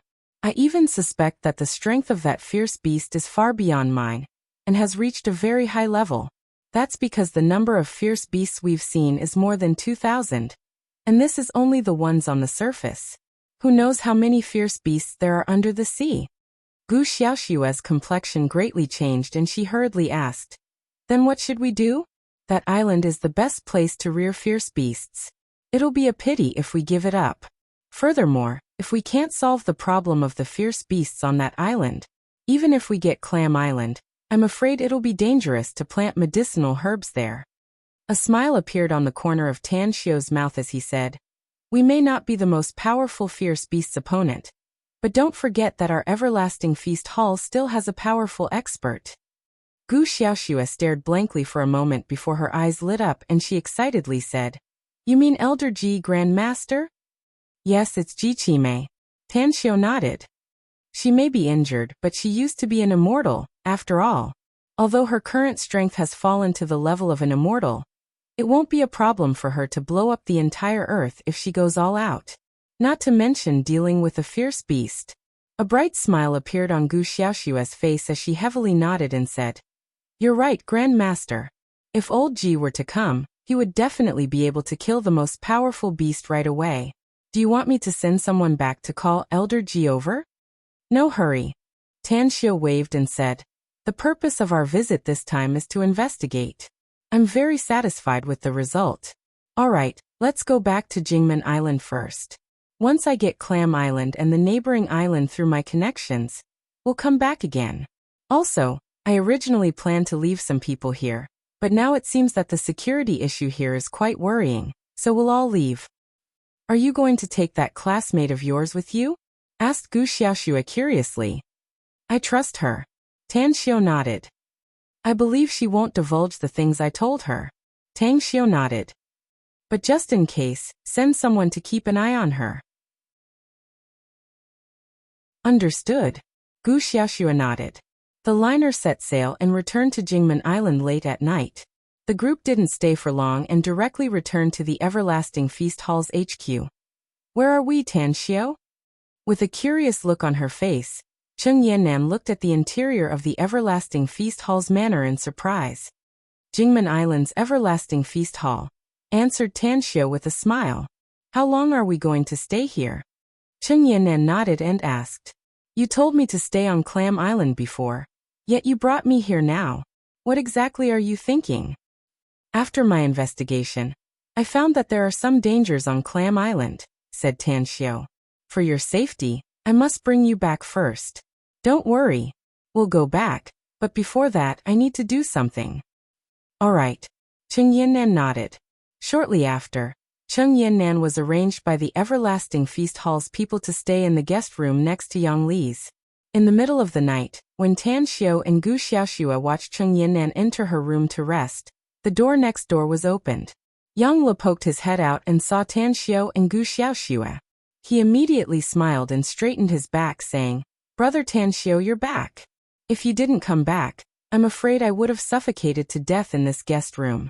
Since yesterday morning, that fellow surnamed Ouyang has practically been staying in the hall downstairs without leaving even a single step." "Ouyang Lei? How come we didn't see him when we came up?" asked Tan Xiao with a smile. "The everlasting feast hall has too many rules." Yang Lu rolled his eyes and said, "You can't casually walk out of the guest room at night. Otherwise, do you think that brat is willing to leave? However, I heard that the Ouyang family made quite a big move yesterday. It seems that many of their businesses have been closed." "Ah, what did you do?" asked Tan Xiao. "How could you make the Ouyang family make such a big move?" Yang Le strode forward and grabbed Tan Xiao's arm, pulling Tan Xiao to his room. Gu Xiaoxua also followed him inside with curiosity. Yang Lu picked up the account books from the bookcase and showed them to Tan Xiao. Then he said with a smile, "Brother Tan Xiao, it was you who told me to mess with Ouyang Lei, so I found his address and took some things from him. These account books record most of the Ouyang family's shady businesses. Even if I don't know much about some of them, I can guarantee that the Ouyang family will be in big trouble if I leak out the contents of these account books." Tan Xiao grabbed the account books and flipped through them for more than 10 minutes with a strange expression on his face. He finally understood why Ouyang Lei would stay here. The contents recorded in these account books were too troublesome. "My purpose has been achieved and I've messed with him. Don't let him sleep. I'll give him a call and tell him to come and get the account books." After saying that, Tan Xiao took out his mobile and dialed Ouyang Lei's cell number. At this moment, Ouyang Lei, who was squatting in a guest room of the Everlasting Feast Hall and smoking, was startled by the sudden ringtone of his mobile phone. He strode to the cabinet and grabbed the phone. He looked at the caller ID and nearly cried out. With trembling fingers, he pressed the answer button and called out in a trembling voice, "Sis, no. It's Tan Xiao. Brother Tan Xiao, big brother Tan Xiao. You finally called me back." A smile outlined on the corner of Tan Xiao's mouth as he said, "Oh, big brother Ouyang called me brother-in-law? No, it's your future brother-in-law, right?" With a sullen face, Ouyang Lei said, "No, I won't call you that even if you beat me to death. Brother Tan Xiao, big brother Tan Xiao, tell me, is my thing in your hands?" "Yeah, it's in my hands," said Tan Xiao with a smile. "You want it? Then wait for me in the lobby on the first floor. I'll go down later." "It's really in your hands? That's great. I'll be there right away." Ouyang Lei hung up the phone with an ecstatic look on his face.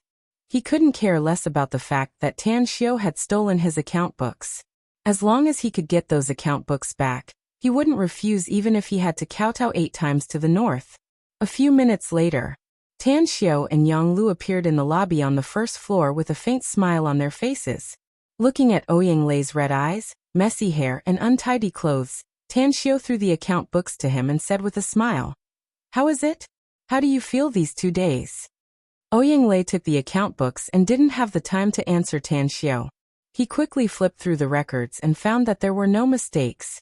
Only then did his heart, which was hanging in midair, finally calm down. Thank you, brother Tan Xiao."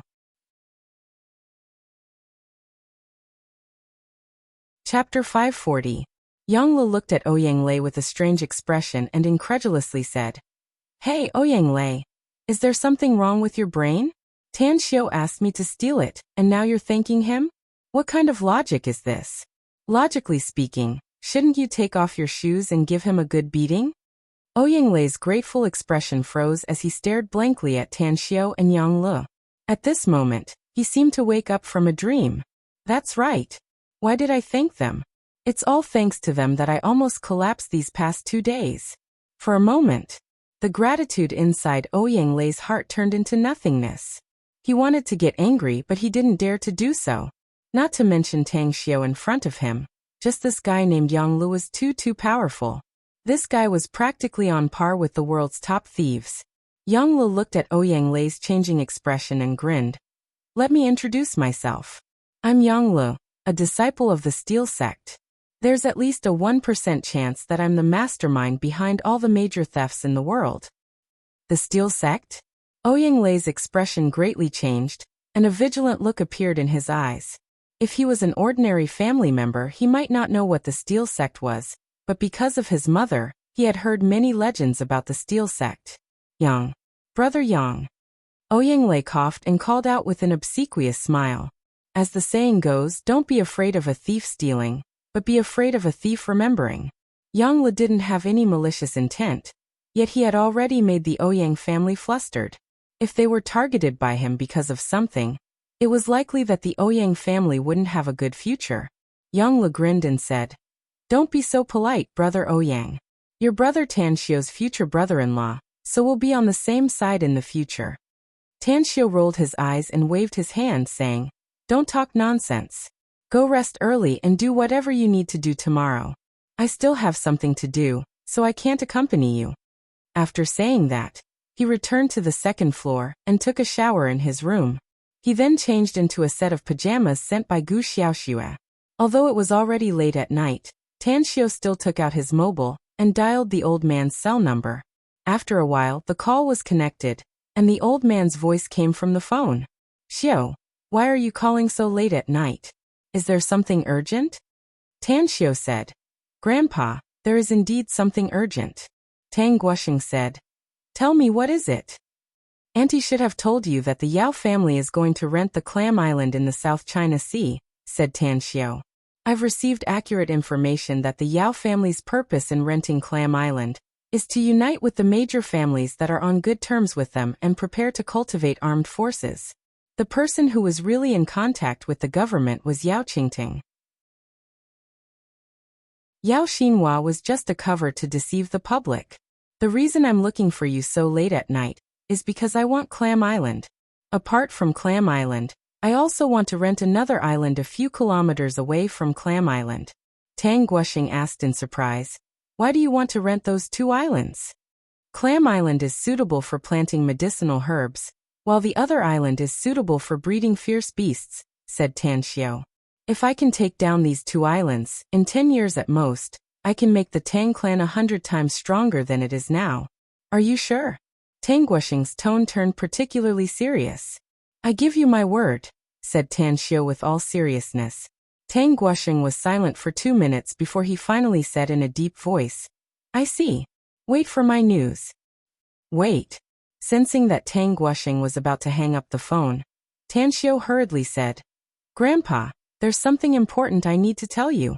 It may be helpful for our Tang family to take down Clam Island and the other island." "What is it?" asked Tang Guosheng. "I just returned to Jingmen Island from Clam Island," said Tanxio. "I met some people of the Yao family on Clam Island, and I killed some of them. Yao Qingting and some others died on Clam Island. The documents and procedures brought by Yao Qingting are now in my hands. Do you want me to send them to you?" Tang Guosheng was overjoyed. "That's great. Send someone to send them immediately." "That's right. Can you guarantee the safety on the road?" "No problem," said Tanxio. "Since there's no problem, I'll wait for those documents in the imperial capital," said Tang Guosheng with all seriousness. "Once I get them, I'll be able to operate better according to the conditions set by the Yao family and the government." After hanging up the phone, Tanxio called Gao Feng and ordered him to bring several experts to the imperial capital overnight to deliver the documents to the Tang family's ancestral residence. He also urged him to personally hand it over to Tang Guosheng.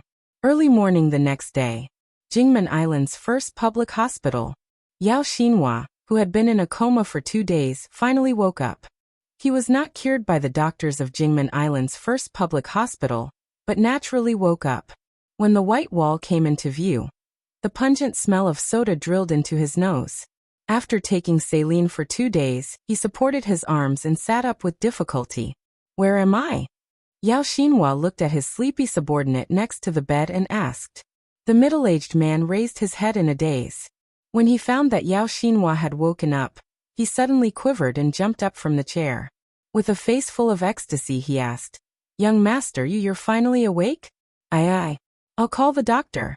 Please wait for a moment." Yao Xinhua frowned and stopped him, asking in a deep voice, "You haven't told me where this place is? What happened to me?" The middle-aged man forced a smile and said, "Young master, you inexplicably fell into a coma at the charity party held by the Ouyang family. No matter how we called you, we couldn't wake you up. The most important thing is that after we sent you to the hospital, no matter how the hospital examined you or how the doctors diagnosed you, they couldn't figure out the reason behind your coma. That's right, this is Jingmen Island's first public hospital. You've been staying here for 2 days." Yao Xinhua frowned and said, "You mean I suddenly fell into a coma? At the charity party that night?" The middle-aged man nodded affirmatively. A look of recollection appeared in Yao Xinhua's eyes as he recalled the scene before he fell into a coma. Suddenly his complexion changed and he asked in a deep voice, "What about Tan Xiao? Where was Tan Xiao after I fell into a coma that night?" The middle-aged man was confused and said, "You mean Tan Xiao of the Tang family?" "Yes, it's him," said Yao Xinhua in a deep voice. "Before my memory finally faded, I was with him." "Where was he at that time?"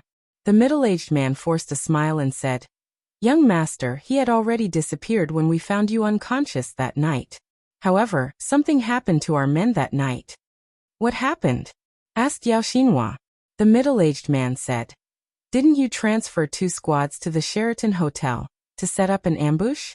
Each squad had a total of 2 snipers, and all of them were lying in ambush in the opposite building.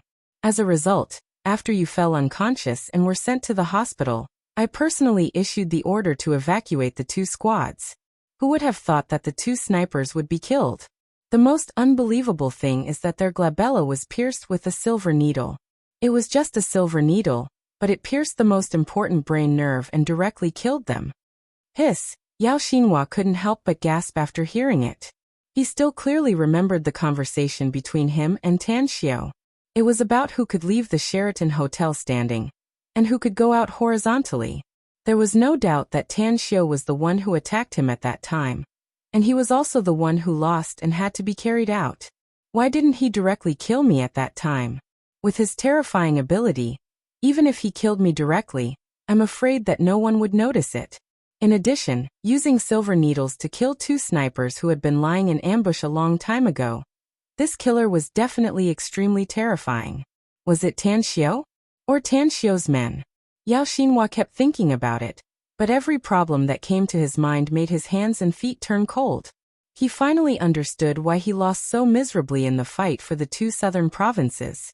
It was because Tan Xiao's strength was too terrifying, and it was very likely that he controlled an extremely terrifying armed force. After a long time,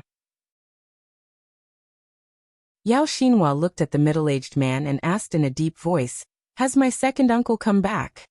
The middle-aged man shook his head and said, "No, he hasn't. We called his satellite phone, only to find that no one answered it. Further, our people have also lost contact with the liner." Yao Xinhua's complexion drastically changed and hurriedly asked, "There's a special communication device on the liner. How could we lose contact with the people on the liner?" The middle-aged man forced a smile and said, "The communication device on the liner has been turned off, so we can't get in touch with them."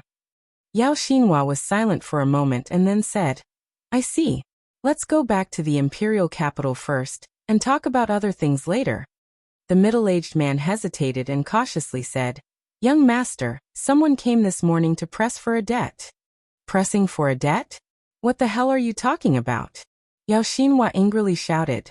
"Who do we owe a debt to?" The middle-aged man whispered. "They said that they were sent by Tan Xiao. They said that there's a 1 billion gambling debt." 1 billion? Gambling debt? Yao Xinhua was stunned.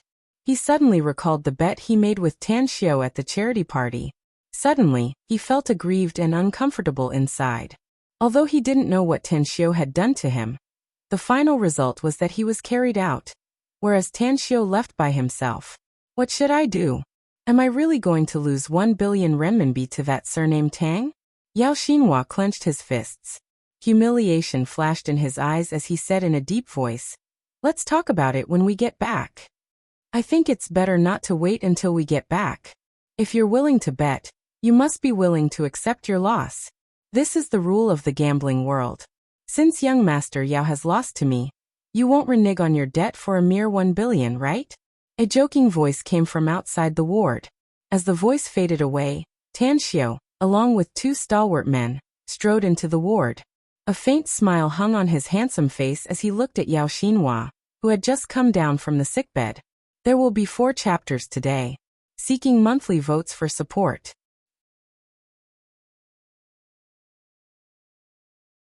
Chapter 541. Yao Xinhua's complexion drastically changed. He instantly retreated as his cold and gloomy eyes fell on Tang Xiao. What happened at the charity gala made his vigilance toward Tan Xiao reach the extreme. Are you here to make trouble? Asked Yao Xinhua in a deep voice. Didn't you hear it clearly? Tan Xiao waved his hand and smilingly said, Fine, I'll repeat it again since you didn't hear it clearly. You haven't forgotten our bet, have you? You've already lost. You were carried out of the Sheraton Hotel. So according to our bet, you should pay me 1 billion renminbi. My purpose in coming here is actually very simple. First, I want to see if you've woken up, and second, I want money. Don't tell me that the dignified young master of the Yao family can't even take out 1 billion renminbi? Yao Xinhua stared fixedly at Tan Xiao. After a dozen seconds, the anger on his face suddenly vanished, and a bright smile appeared on his handsome face. He pushed away the stalwart man, rubbed his hands and smilingly said, You're right, Tan Xiao. I'm willing to accept my loss. Give me your account number, and I'll send someone to transfer the money to your account later. Touching his chin, Tan Xiao suddenly grinned and said, Young Master Yao is really a forthright person. Had it not been for our identities, perhaps we could have become good friends. How about this? Although it's our second meeting, we still appreciate each other. It's not easy for us to meet each other, so I'll stay here and chat with you while I'm at it. When the money arrives, I'll go out and book a table to welcome you and celebrate your awakening. Young Master Tang, are you afraid that I'll go back on my words? Yao Xinhua smiled and said, All right then, since you want to welcome me, then I won't be polite. After saying that, he gave 2 instructions to the middle-aged man beside him. After getting Tang Xiao's account number, the middle-aged man hesitated for a moment before he walked out of the ward. Sitting on the chair, Tan Xiao pointed at the bed and smiled. You've been unconscious for 2 days, so your body must be stiff. Young Master Yao, you should rest on the bed.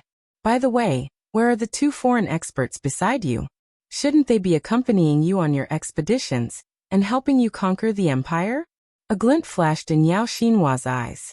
He didn't show it on the surface, but he was more vigilant in his heart. He didn't expect that Tan Xiao would know about the existence of AI Murue and Topherson. Young Master Tang seems to know a lot about me. On the other hand, I know very little about young Master Tang's identity. Looks like we have to get closer someday and get to know each other better. Tan Xiao laughed involuntarily and said, Why is young Master Yao so modest? I believe that you've already turned over my background, right? Oh right, after hearing what you said, I thought of something. I heard that young Master Yao had been abroad for a few years. You should have met Yao Qinglong often, right? 4th uncle. Yao Xinhua's heart skipped a beat. He didn't understand why Tan Xiao suddenly mentioned his 4th uncle, Yao Qinglong. However, he still shook his head with a faint smile and said, Young Master Tang, you must be joking. My 4th uncle is usually only responsible for the family business. I rarely manage the family business, so I almost never see him. That's not right. Tan Xiao shook his head. I think you should meet him often. Yao Qinglong is the chief disciple of the thief sect. Although he usually doesn't show his talent, he must have a big family business abroad. I heard a friend of mine mentioning him a few days ago, and he highly praised him. Yao Xinhua's expression finally changed. The smile on his face receded like a tide. He looked at Tan Xiao with vigilance and said, How did you know that my 4th uncle is the chief disciple of the thief sect? I really guessed it right, didn't I? Tan Xiao pretended to be curious. Tsk. I really admire my IQ. I heard that the chief disciple of the thief sect is called Yao Qinglong. I suddenly remembered that someone in your Yao family also has this name, so I just casually mentioned it. I didn't expect that it would really match. Yao Xinhua's expression instantly turned extremely ugly. He stared at Tan Xiao and angrily said, "Are you trying to trick me?" "No, no, no. I've always heard that young Master Yao is very resourceful and resourceful. How could I have the idea to trick you?" Tan Xiao waved his hand and said with a smile, "I just casually asked. It's absolutely a casual question. About that, isn't the efficiency of your subordinates too low? We've been sitting here and talking for a long time. How come he hasn't finished his work yet?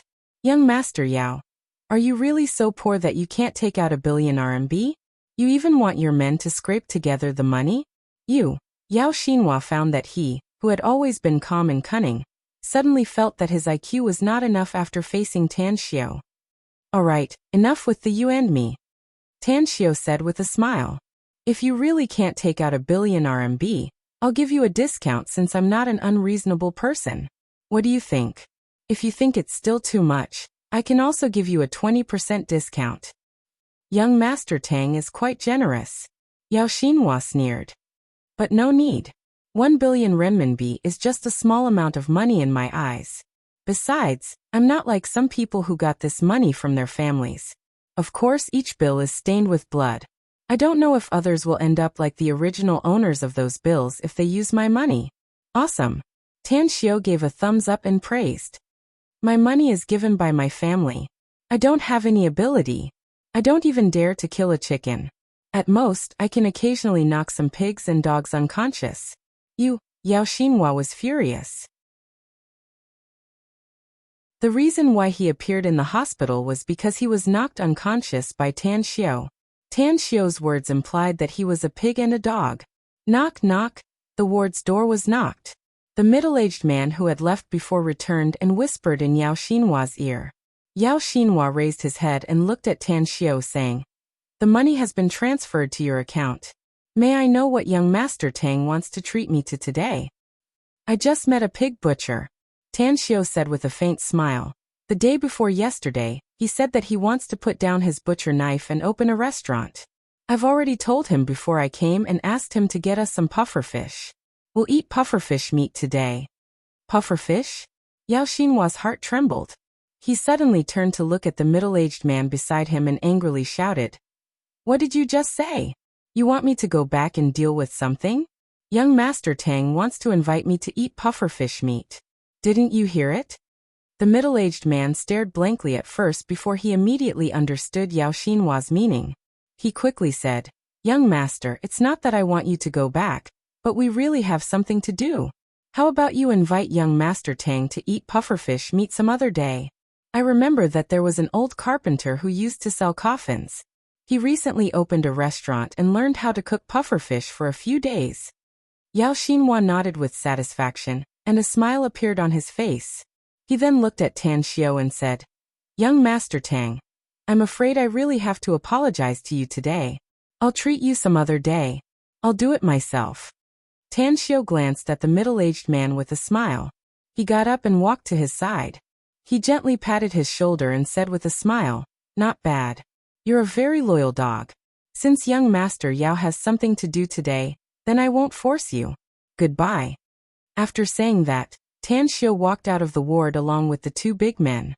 Just as he was about to reach the ward's door, he suddenly stopped, turned his head and said with a smile, "Young Master Yao, since your fourth uncle is the chief disciple of the thief sect, do remember to say hello to him on my behalf when you see him.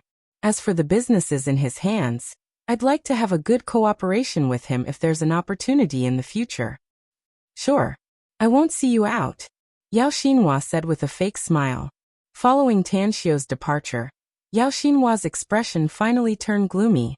After he fiercely punched the bed with his fist, his other hand took out his mobile and dialed the number of his family's elders. A few minutes later, after leaving Jingmen Island's first public hospital's entrance, Tan Xiao comfortably sat on the back seat of the car and asked, "What do you two think? Did I have the upper hand just now, or did that surnamed Yao guy have the upper hand?" The big man on the front seat turned his head and said with a smile, "Boss, your imposing manner is very strong. You've been suppressing that surnamed Yao guy, so of course you had the upper hand." "Imposing manner and whatnot is just an illusion," Tan Xiao said with a smile. At least my purpose in coming here today has been achieved. TSK. Even if that Yao Xinhua is rich, I'm afraid it'll be enough for him to feel pain for a while. Also, I found something interesting today that will definitely let Yao Xinhua live for a while. What interesting thing, boss? The big man on the front seat was confused. Haven't you noticed that Yao Xinhua is very afraid of me? Tan Xiu asked with a smile. The big man stared blankly for a moment before he immediately nodded and said with a smile. Indeed. His eyes were full of vigilance ever since he saw you. Furthermore, he always revealed an attitude as if he's facing a formidable enemy when confronting you. It's just that this subordinate doesn't get it. If he's an enemy, why not kill him directly? Why let him live for a while longer? We're bound to have a fierce battle with the Yao family in the future. Tan Xiu said with a smile. Although Yao Xinhua is very shrewd and can be regarded as one of the best in the younger generation, I've planted a seed of fear in his heart. In the future, it'll be very difficult for him to maintain a normal state of mind as long as he faces me. Do you think that this kind of enemy is easy to deal with? Or is it a new enemy that we don't know that is easy to deal with? The big man was silent for a moment before he slowly nodded and said, I understand, boss. Tan Xiu let out a faint smile. He turned his head to look out the window and no longer spoke. Ring ring ring, his cell phone rang.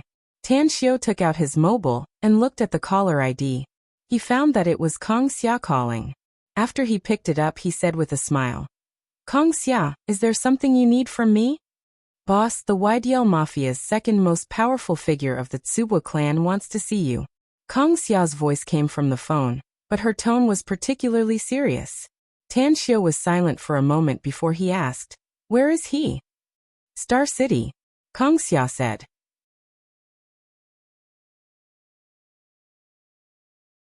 Chapter 542. After pondering for a moment, Tan Xiu nodded and said, Since he wants to see me, then tell him to come to Jingmen Island. I'm now in Jingmen Island. What are you doing in Jingmen Island, boss? Kong Xia was surprised. I told you before that I'm going to rent 2 islands in the South China Sea, said Tan Xiu. I happened to encounter a special situation, so I came here to handle it. Kong Xia said. I got it. Are you going back to Shanghai at the end of the month? More or less, said Tan Xiu. Since you can go back to Shanghai at the end of the month, then I'll stay there and personally preside over the opening of the new store there, said Kong Xia with a smile. After talking for a while, Tan Xiu then hung up the phone. He had sent some people to investigate the Tsubwa clan of YDL, and naturally, he had also investigated the information of the Tsubwa clan's second-in-command, Druffet, who held great power in the Tsubwa clan, and had a very high status in YDL. Revenge? Tan Xiu didn't think so.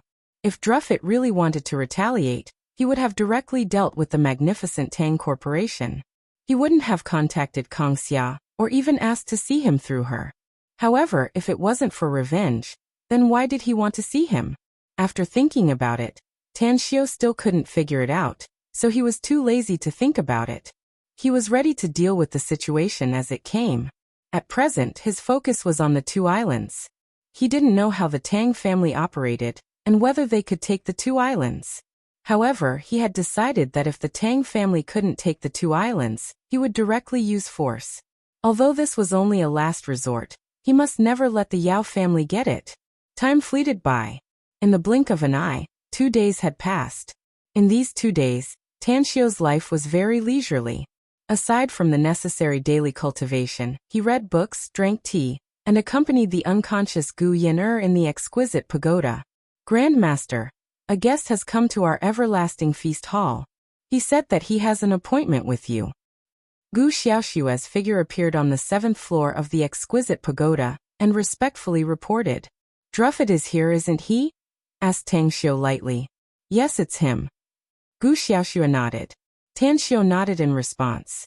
After leaving the exquisite pagoda with Gu Xiaoshua, he went straight to Druffet's private room in the everlasting feast hall. After showing his identity to the 4 foreign men at the door, he stepped into the room. However, when he entered, the first person he saw wasn't Druffet, but an unexpected acquaintance. Miss G, I didn't expect to meet you here. This time, Ji Shiyan followed Druffet to Jingmen Island because Druffet was a friend of her big boss. Her group and Druffet had a business cooperation relationship. After seeing Tan Xiao come in, she also revealed a surprised look. Obviously, she did not expect that the person Druffet wanted to see was actually Tan Xiao. "Hello, Mr. Tang." Tan Xiao nodded slightly and looked at the tall Druffet. He then extended his hand and smilingly said, "Welcome, friend from afar. I'm Tan Xiao, the magnificent Tang Corporation's boss."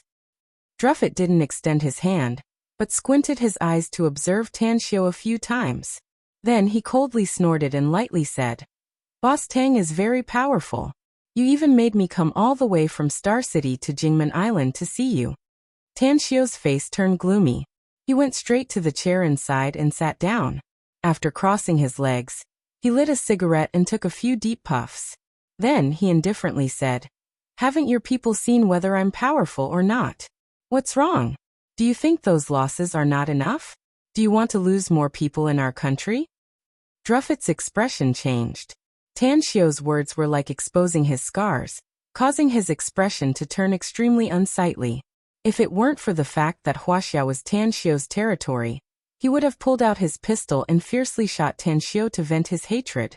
"Mr. Tang, I want the magnificent Tang Corporation to give me an explanation, and I want you to give me an explanation, because no one in the whole world can make my Tsubwa clan suffer losses and come out unscathed." Druffet directly threatened. Tan Xiao turned to look at Ji Shiyan and lightly said, "Miss Ji, I'll give you face and not kill him now. But I hope you can take him away, else I can't guarantee that he can leave the everlasting feast hall." Druffet's expression changed, whereas Ji Shiyan looked panicked. Others might not know how powerful Tan Xiao was, but she was perfectly aware of it. She and Li Laozhan were personally rescued by Tan Xiao. "Mr. Tang, I think you misunderstood. Mr. Druffet doesn't mean to make things difficult for you. Although I don't know what happened between you, I believe it's better to squash enmity than keep it alive. Mr. Druffet, Mr. Tang is my friend and once my savior. I'm afraid I won't be able to help you much if you still speak with such an attitude," said Ji Shiyan seriously. Druffet was silent for a long while. Then he nodded and looked at Tan Xiao saying, "Mr. Tang, I've sent some people to investigate the cause of the incident. It's indeed not directly related to your magnificent Tang Corporation. It's some special department of your country. Forget it. I won't pursue the responsibility since the previous incident has already happened. As a matter of fact, the reason I came to you this time is to talk about cooperation." "I don't think there's a need for us to cooperate," said Tan Xiao indifferently. "Mr. Tang, I think there's a need for us to cooperate." Druffet shook his head. "Perhaps you don't know what I mean by cooperation." Tan Xiao spread out his hands and said, "To be honest, I really don't know what kind of medicine you're selling in your gourd. Tell me, what kind of cooperation do you mean? I want to pay a high price to hire some people from you to help me with some trivial matters," said Druffet. "If the result is what I want to see, I think you can get my friendship as well as good benefits. Just say it directly," asked Tan Xiao. "As far as I know, the Everlasting Feast Hall is your property," said Druffet with all seriousness. "The Everlasting Feast Hall has several very powerful people. Whether it's teamwork, sneak attacks, or assassinations, they're all top-notch experts. I can't wait any longer. I want to sit on the seat of the Tsubwa clan's patriarch. So, I think you should know what I want to say next, yes?" Tan Xiao was silent for a moment and slowly said, "The price. $1 billion, plus a large gold mine in Africa," said Druffet. "Then can you tell me who you want to invite?" asked Tan Xiao. "Black and White Impermanence, Inshursan Inshursi Meat Grinder Gaofeng and Snow Rabbit Mole," said Druffet in a deep voice. "Of course, if you can send more experts, I'll increase the price by $100 million for each one. Of course, the premise is that their strength must be on par with the Black and White Impermanence." "That's a big deal," Tan Xiao applauded. "I think this business can be done. However, I still want to ask you something. How did you know that I'm the owner of the Everlasting Feast Hall? How did you know that the four of them are in the Everlasting Feast Hall?" "I have my own intelligence channels," said Druffet with squinted eyes. I also know the whereabouts of the 4 of them. I spent a lot of money to buy them. You should have heard of the Darkwind organization, right? It's the world's largest intelligence agency. The Darkwind organization? It was the first time Tanshio heard of this name. Nevertheless, he became vigilant toward this intelligence agency. After a moment of silence, he slowly said, $2 billion plus that gold mine in Africa. You can't bargain. The current patriarch of your Tsubwa clan will disappear from this planet in 10 days at most. What if you can't do it? Asked Druffet in a deep voice. Since I dare to accept this deal, I'll definitely be able to do it, said Tanshio lightly. Mr. Druffet, you're looking for me to seek cooperation. I won't watch such a huge sum of money fail to enter my pocket in the end. Druffet thought for a few minutes before he slowly nodded and said, If so, then let's have a happy cooperation. I'll ask you one last question, said Tanshio calmly. There are many excellent assassins in the world, as well as many powerful mercenary organizations. Why did you come to me? And why did you go to the magnificent Tang Corporation instead of directly coming to the Everlasting Feast Hall? There's a ghost around me, said Druffet with a forced smile. Tanshio stared blankly for a moment before he immediately understood what he meant.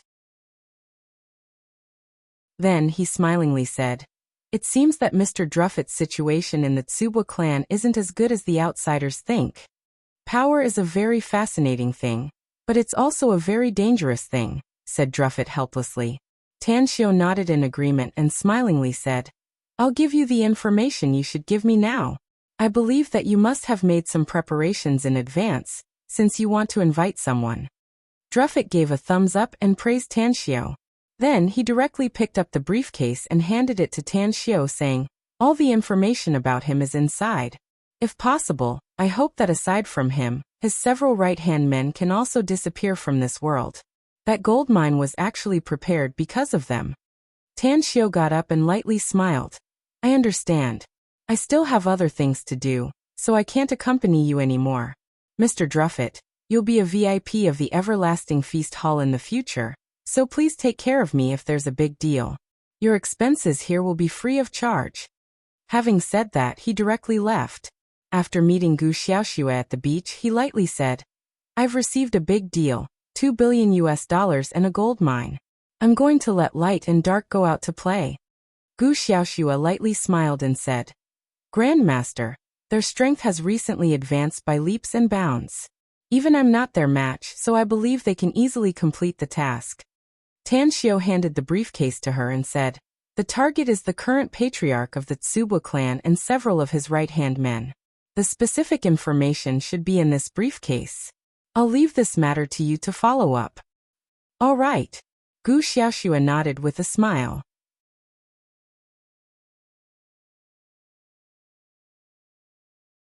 Chapter 543. Secret matters must be dealt with in a secret way. Although Tanshio didn't have a high EQ, he had an extremely high wisdom. After handing over the matter to Gu Xiaoxue, he resumed his leisurely life from 2 days ago. Although Han Qingwu would look for him once in the morning, and once in the morning to talk about some topics, they never talked about the memories in Han Qingwu's mind again. A few days passed by slowly. Compared to Tanshio's leisurely life, Yao Xinhua's days felt like years. It had been a week since he received any news from his fourth uncle, Yao Qingting. He sent someone to Clam Island, but the news he got was that there was no trace of his fourth uncle on Clam Island. It was as if Yao Qingting had disappeared into thin air. He suspected Tanshio, but the result of the investigation he sent was that Tanshio had always been in the Everlasting Feast Hall, and had never left. Furthermore, what gave him a headache was that he didn't know which celestial being he had provoked recently. All the things he carried with him, including his wallet, ID card, bank card, and other things, were all stolen. He didn't even know how the other party did it. It was just like, he didn't know how Tanshio made him faint at the charity gala. Yao Xinhua had conveyed all the matters here to his family, but the order he received was to continue staying in Jingmen Island and observe the situation. At the Everlasting Feast Hall, a fragrant aroma wafted in the hall on the first floor. Ji Shiyan, dressed in casual clothes, quietly sat at the dining table in the corner and tasted the food. Although a few days had passed, she didn't leave because of Druffet's departure, and stayed in the Everlasting Feast Hall. Ji Shiyan now knew that Tan Xiao was the Everlasting Feast Hall's big boss. Although it was somewhat unexpected, she still felt that if she could have a good relationship with Tan Xiao, it would be a lot of benefits for her in the future. In addition, she also had another idea. Recently, because her boss was charmed by a vixen, under the pillow talk of that vixen, her boss began to change his attitude towards her. This made her very depressed, and she even faintly had the idea of leaving the company and finding another way out. Therefore, when she was sent by her boss to Star City to receive Druffet, she had her eyes on the magnificent Tang Corporation, which was also Tan Xiao. What surprised and delighted her was that the person Druffet wanted to visit was called Tan Xiao. Moreover, he was even the owner of the magnificent Tang Corporation, Tan Xiao, a former acquaintance. Therefore, she stayed and prepared to find time to see Tan Xiao again. "Hello, your dishes are all here." The beautiful waitress placed the last dish on the table and bowed with a smile. Ji Shiyan nodded and suddenly said, "Can I trouble you? I want to see Tan Xiao. Can you help me?" "Sorry, I don't have the right to inform the boss," the waitress said with an apologetic expression. Ji Shiyan said, "If you don't have the authority, then let your leader do it. I'm a guest, so you should be able to meet the needs of the guests, right?" I'll try." 10 minutes later, Tan Xiao walked into the restaurant's hall. After glancing around, he walked toward the corner of the hall. After taking a seat opposite Ji Shiyan, Tan Xiao waved to her and said with a smile, "I heard you're looking for me. Is there something you need?" "I do have something to discuss with you, Mr. Tang," said Ji Shiyan with a smile. "What is it?" asked Tan Xiao. "What do you think of my ability, Mr. Tang?" asked Ji Shiyan. Tan Xiao looked at her seriously and nodded with a smile. "Your ability should be good given your previous position and the things you've done." Ji Shiyan sat up straight and asked, "Will you hire me if I recommend myself to you? You want to jump ship?" Tan Xiao was surprised. "I do have such an idea, but I haven't found a job yet." Ji Shiyan nodded. Tan Xiao was silent for a moment and then asked, "I want to know the reason." Ji Shiyan said with a helpless expression, "Originally, I'm the confidant of my current boss, so I can be put in an important position in the company. But my boss has recently been captivated by a woman, and that woman and I have some personal grudges before. I'm sure you've heard the saying of pillow talk. To be honest, this kind of pillow talk is really powerful. I've been given the cold shoulder recently, and a lot of assignments have been given to me. I feel that if this continues, I won't need to resign as my current company will fire me." Tan Xiao suddenly understood and said with a smile, "I'll give you half a month. After you've dealt with the current company's affairs, go to Star City to find Kong Xia. I believe she'll arrange a suitable position for you." Ji Shiyan's eyes lit up and excitedly said, "The magnificent Tang Corporation's development prospects are the brightest I can see. I firmly believe that I've chosen the right path to enter the magnificent Tang Corporation. Thank you in advance, boss. I'll work hard in the future." Tan Xiao waved his hand and said, "Speaking of which, we've also experienced some things together, so there's no need to say any more polite words. Also, you're staying here because you want to talk to me about these things, right?" "Yes." Ji Shiyan nodded and smilingly said. "Ji Shiyan, there are some words that you can listen to, and some words that you can't," said Tan Xiao. "You're a smart woman, so I'm sure you know what I mean." Ji Shiyan hesitated for a moment before a trace of understanding finally appeared inside her heart. She nodded and said, "I seem to have accompanied Mr. Druffet to see you a few days ago, but I forgot what you talked about." Tan Xiao gave a thumbs up and praised, "You're really worth teaching. All right, since we've come across such a meal, I don't think you'll mind if we dine together, right?" "It's my honor," said Ji Shiyan with a smile. Originally, the meal should have ended in a pleasant atmosphere, but just as Tan Xiao ate a few mouthfuls, his mobile phone rang. When he took it out and saw the caller ID, he immediately felt a headache because the caller was Han Qingwu. "What's the matter, Teacher Han? Tan Xiao, help me." Han Qingwu's urgent cry came from the phone. Tan Xiao's complexion changed. He abruptly got up and asked in a deep voice, "Where are you?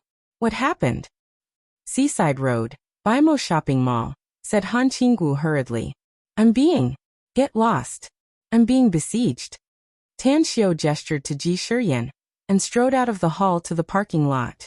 On the way, he encountered a patrol team and directly stopped the 8 of them. "Take me to the Bimo Shopping Mall on Seaside Road." "Yes." The 8 experts of the Everlasting Feast Hall answered in unison.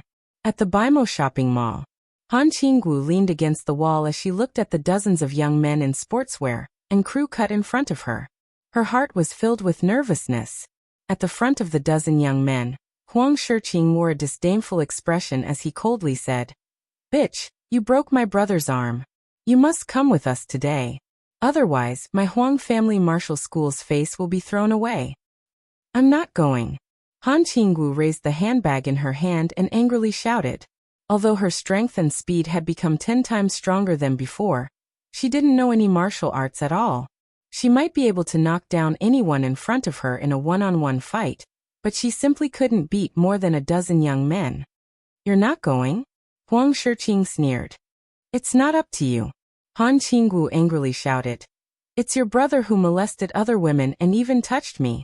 That's why I hit him. Who knew that he would be so weak that his arm was directly broken? If you dare to act recklessly, I'm sure someone will come to clean you up soon." "Just because of the phone call you just made?" Huang Shiqing sneered. "What a joke. There are indeed some people in Jingmen Island that I, Huang Shiqing, can't afford to offend. But I don't put any random guy in my eyes. If you have the ability, call someone from the Ouyang family." "The Ouyang family?" Ouyang Lulu's face emerged inside Han Qingwu's mind, but she immediately expelled it. Ouyang Lulu was not a good girl. Although she was from Jingmen Island and also a member of the Ouyang family, she probably wouldn't help her. Maybe she would even stand on the side and take pleasure in her misfortune if she knew what had happened to her. "I warn you, the person I called is very powerful. A lot of powerful people don't dare to be arrogant in front of him. If you dare to provoke me, I'm sure he'll make you look good. If you don't believe me, we can wait for him to come." "Wait for him to come?" Huang Shiqing sneered. "I can't afford to waste my time. Take her back to the martial school. If I don't teach her a good lesson this time, I won't be able to swallow my anger." A young man rolled up his sleeves and grinned. "Big brother Qing, this woman looks good. Leave her to me. I promise I'll make her obedient and apologize to you and brother Yang." "Then I'll leave her to you," said Huang Shiqing indifferently. A look of excitement instantly appeared on the young man's face. He strode toward Han Qinggu and reached out to grab her shoulder. "Fuck off." Han Qinggu waved the handbag in her hand. Her right leg quickly kicked the young man's face and sent him flying. Bam! The young man's body fell to the ground 5 or 6 meters away as he directly fainted. What? The remaining people looked dull. They didn't expect that the seemingly frail Han Qinggu was able to knock out their companion with just a kick. They previously thought that Han Qinggu could break Huang Shiyang's arm because of his bad luck, and that he might have fallen. But now, it seemed that this woman was very powerful. Huang Shiqing squinted his eyes. The speed of Han Qingwu's kick was a bit faster than his fastest speed, which made him secretly vigilant. However, after seeing Han Qingwu's panicked expression, he sneered and said in a deep voice, "Xiao Dao, capture this bitch for me." "Got it." A stocky youth called Xiao Dao strode toward Han Qingwu and fiercely whipped his leg on Han Qingwu's shoulder, directly knocking Han Qingwu to the ground. Today's 4th chapter is over. I'm looking for all kinds of support.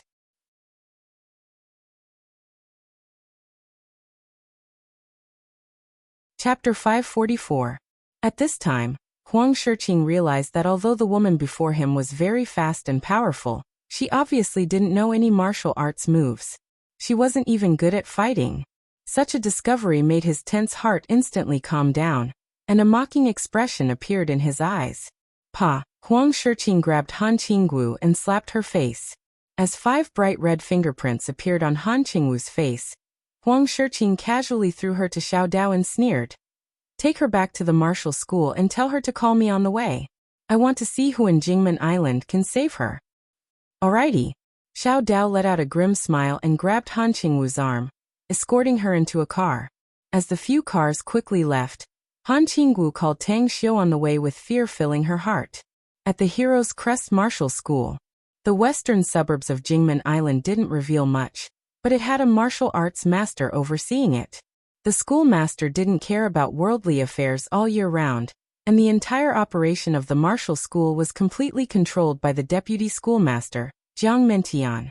Jiang Mentian was a martial arts grandmaster whose strength had reached the pinnacle. Even if more than a dozen martial arts masters besieged him, it would be very difficult for them to get close to him. Relying on his martial arts, he had once laid a foundation in Jingmen Island with his bare hands. Later on, no one knew that he inexplicably became the deputy schoolmaster of the Heroes Crest Martial School, and stayed there for nearly 20 years. In recent years, Jiang Mentian stayed in the martial school almost every day. Apart from practicing martial arts, he also grew flowers and grasses. His days were particularly comfortable. Despite that, his strength still made the big shots of Jingmen Island respect him very much. They often came to visit him, drink a few cups, and exchange sentiments. Of course, part of the reason was that he had inextricable connections with several families who ran underground businesses in Jingmen Island.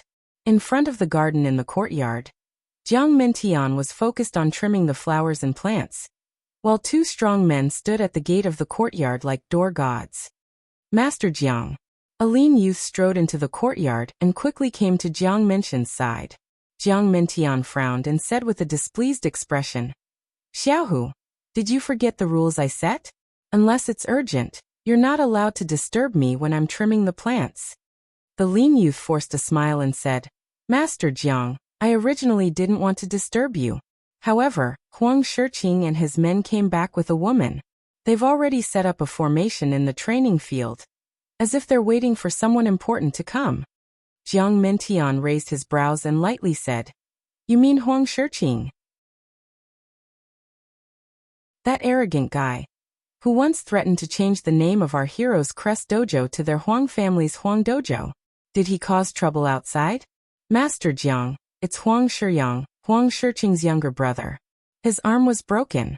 By the way, the one who broke Huang Shiyang's arm was the woman they brought back." Jiang Mentian shook his head and sighed. "Those Huang brothers are getting more and more outrageous in recent years. Originally I saw that he was a promising talent. That's why I taught him some real skills. Moreover, we handed over some of our dojo's external businesses to him. I didn't expect him to become so arrogant and despotic. Looks like I've become lazy these past few years and didn't discipline him properly." "What should we do now, Master Jiang?" asked the lean youth quickly. "Since Huang Shiqing brought him back to our dojo, it means that he's going to use our dojo's name to fight with others. Though we know that this matter has nothing to do with us, others won't believe it." Jiang Mentian was silent for a moment and then said, "Wait for me. I'll trim this potted plant first, and then I'll go teach that brat a lesson." "All right." A glint flashed in the lean youth's eyes. He immediately retreated a few steps and bowed his head, waiting quietly. The Heroes Crest Dojo occupied a large area, and the training field in the front courtyard was as big as a regular football field. At the moment, Han Qingwu was tied to a pillar and her mouth was stuffed with something. Huang Shiqing, however, was sitting on a chair 10 meters away in front of her, quietly sipping tea. Behind him, there were more than a dozen young men with strong physiques and insolent expressions.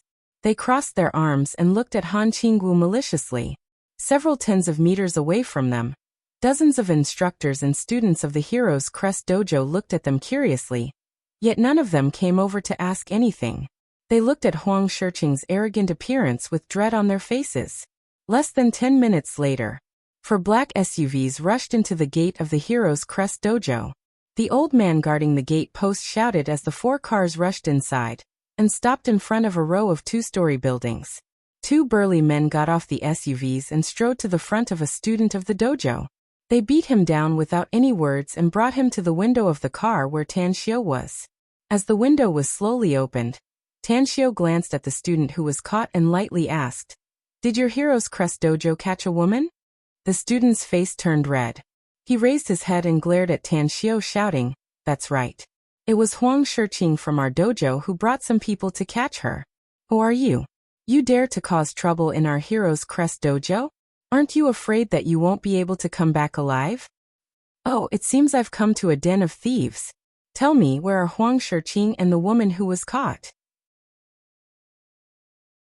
Tan Xiu sighed and asked with a cold face. Martial arts field, on the left. The student shouted. The two burly men released the student and returned to their cars. The 4 SUVs then rushed directly to the martial arts field. A minute later, the 4 SUVs had rushed into the martial arts field. Tan Xiu, who was sitting in the car, could clearly see Han Qinggu tied up on the martial arts field, as well as Huang Shiqing, who was sitting on a chair and drinking tea. At this moment, Huang Shiqing had just picked up his teacup when he saw the 4 black SUVs rushing in. His complexion slightly changed. When the 4 cars stopped about 20 meters away from them, 8 men in black suits with extremely cold looks got out of the cars. His eyes finally fell on Tan Xiu, who just got out of the car. Driving 4 cars with such a small number of people is quite ostentatious. Huang Shiqing put down his teacup and looked at Tan Xiu with disdain. He then casually lowered his head and played with the nails of his right hand with his left hand.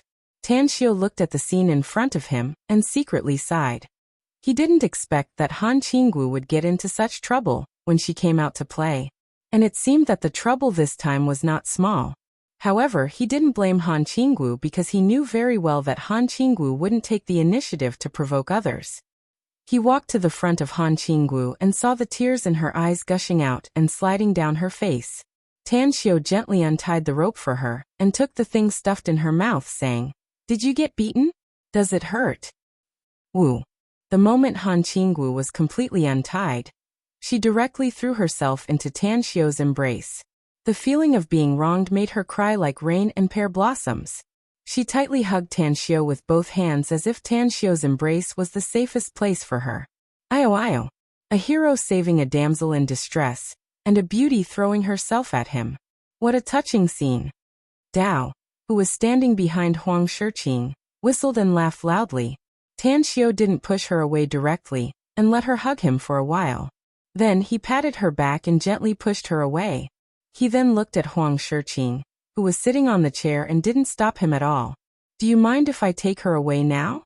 Tan Xiu's voice was very calm, but it was mixed with coldness. Huang Shiqing raised his head, and the disdainful expression on his face turned more intense. He crossed his legs and took out a cigarette from his pocket, lit it up and took a puff before sneering. "Do you think my Huang Martial Arts School is a place where you can come and go as you please?" Huang Martial Arts School? Tan Xiu raised his brows and lightly said, "If I'm not mistaken, this should be the Hero's Crest Martial Arts School, right? How did it become the Huang Martial Arts School?" "It may be called the Hero's Crest Martial Arts School now, but I'm highly regarded by the deputy schoolmaster. Won't I have the final say in this school when they retire in the future? Kid, you're still young, but you must have heard of our martial arts school's fame, right? I really didn't expect that you would have the guts to come here to save people. I really admire you." "Forget it, I don't want to waste my time on a nobody like you," said Tan Xiu. "I came here to save people, and I've already saved them, so it's time for me to leave now. If you dare to stop me, I can only tear down your martial arts school's signboard and destroy it." At this time, Jiang Mentian, along with more than a dozen instructors from the martial arts school, all of whom were experts he had personally trained, came to the crowd. He happened to hear Tan Xiu's words and was about to reprimand Huang Shiji, but his brows slightly furrowed and he coldly snorted. "What a big tone. Do you think you can tear down my Hero's Crest Martial Arts School's signboard?" Deputy Schoolmaster. Although Huang Shiqing was arrogant, he didn't dare to act rashly in front of Jiang Mentian. It must be said that the person he feared and dreaded the most in the entire martial arts school was Jiang Mentian. He quickly got up from his chair and respectfully gave the seat to Jiang Mentian. Jiang Mentian coldly glanced at him and sat straight on the chair. He then looked at Tan Xiu and said again, "I shouldn't have paid attention to the affairs of you youngsters. But since you've caused a ruckus in the martial arts school, I have no choice but to come forward." "What? How do you want to solve this?" Huang Shiqing, who stood next to Jiang Mentian, fiercely shouted, "Deputy schoolmaster, you can't spare that bitch. She broke my younger brother's arm. And I can't let this matter go." Trash. Jiang Mentian angrily cursed. Huang Shiqing's expression changed, and he immediately shut his mouth in embarrassment. Tan Xiu shook his head and lightly said, "You must be the deputy schoolmaster, right? Your strength is not bad, and you can be regarded as one of the top martial artists. Since your people won't let me go, I don't want to leave now. I'll give you a chance to expel him and those people behind him from the martial arts school. I'll no longer pursue this matter with your martial arts school. Else what?" Jiang Mentian sneered and asked.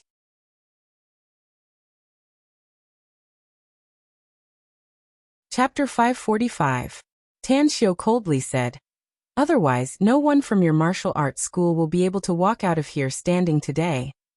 Clap, clap, clap.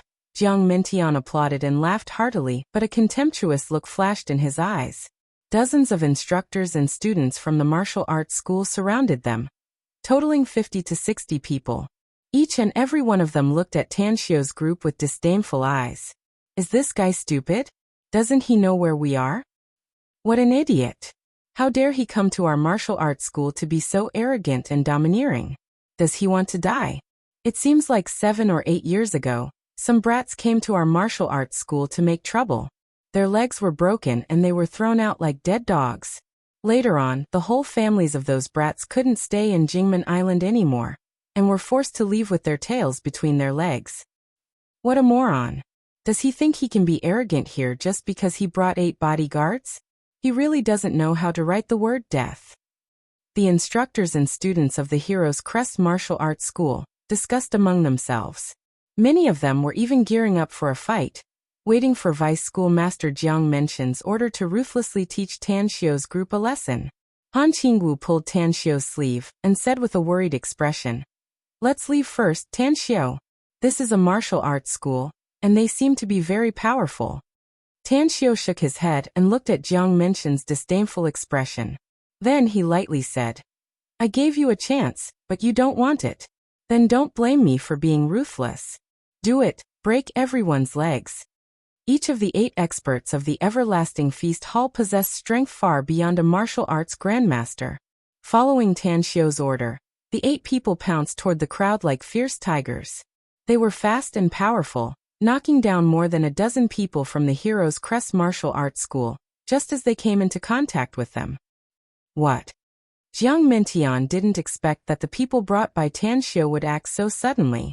What he didn't expect was that the strength displayed by these 8 people was extremely powerful. Even he would find it difficult to deal with them at the same time. Stop! Jiang Mentian let out a furious roar. However, the 8 experts of the Everlasting Feast Hall had no intention of stopping since they only obeyed Tan Xiu's orders.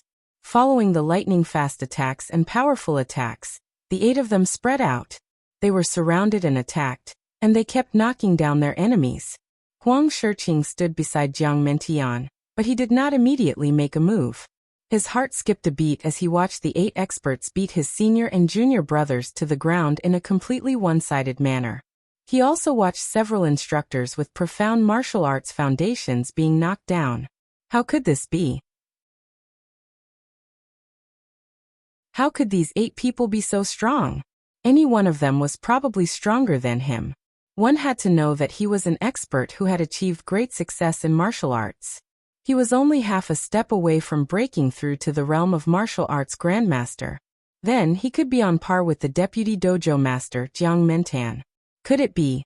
Were these 8 people all martial arts masters? For a moment, Huang Shiqing was horrified to realize that he seemed to have gotten himself into big trouble.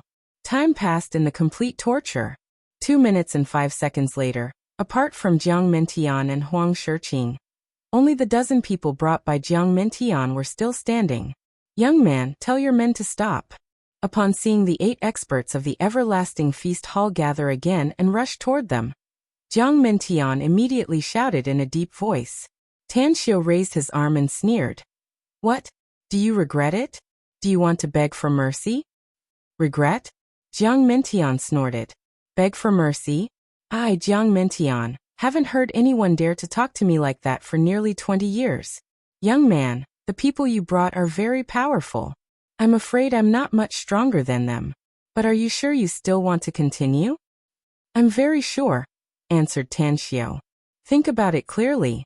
They are very powerful, but you should know the truth that 2 fists are no match for 4 hands. The number of people from my Hero's Crest Martial School here is only 1/10 of the entire martial school. If we call all of them, can your men knock down everyone even if they are good at fighting?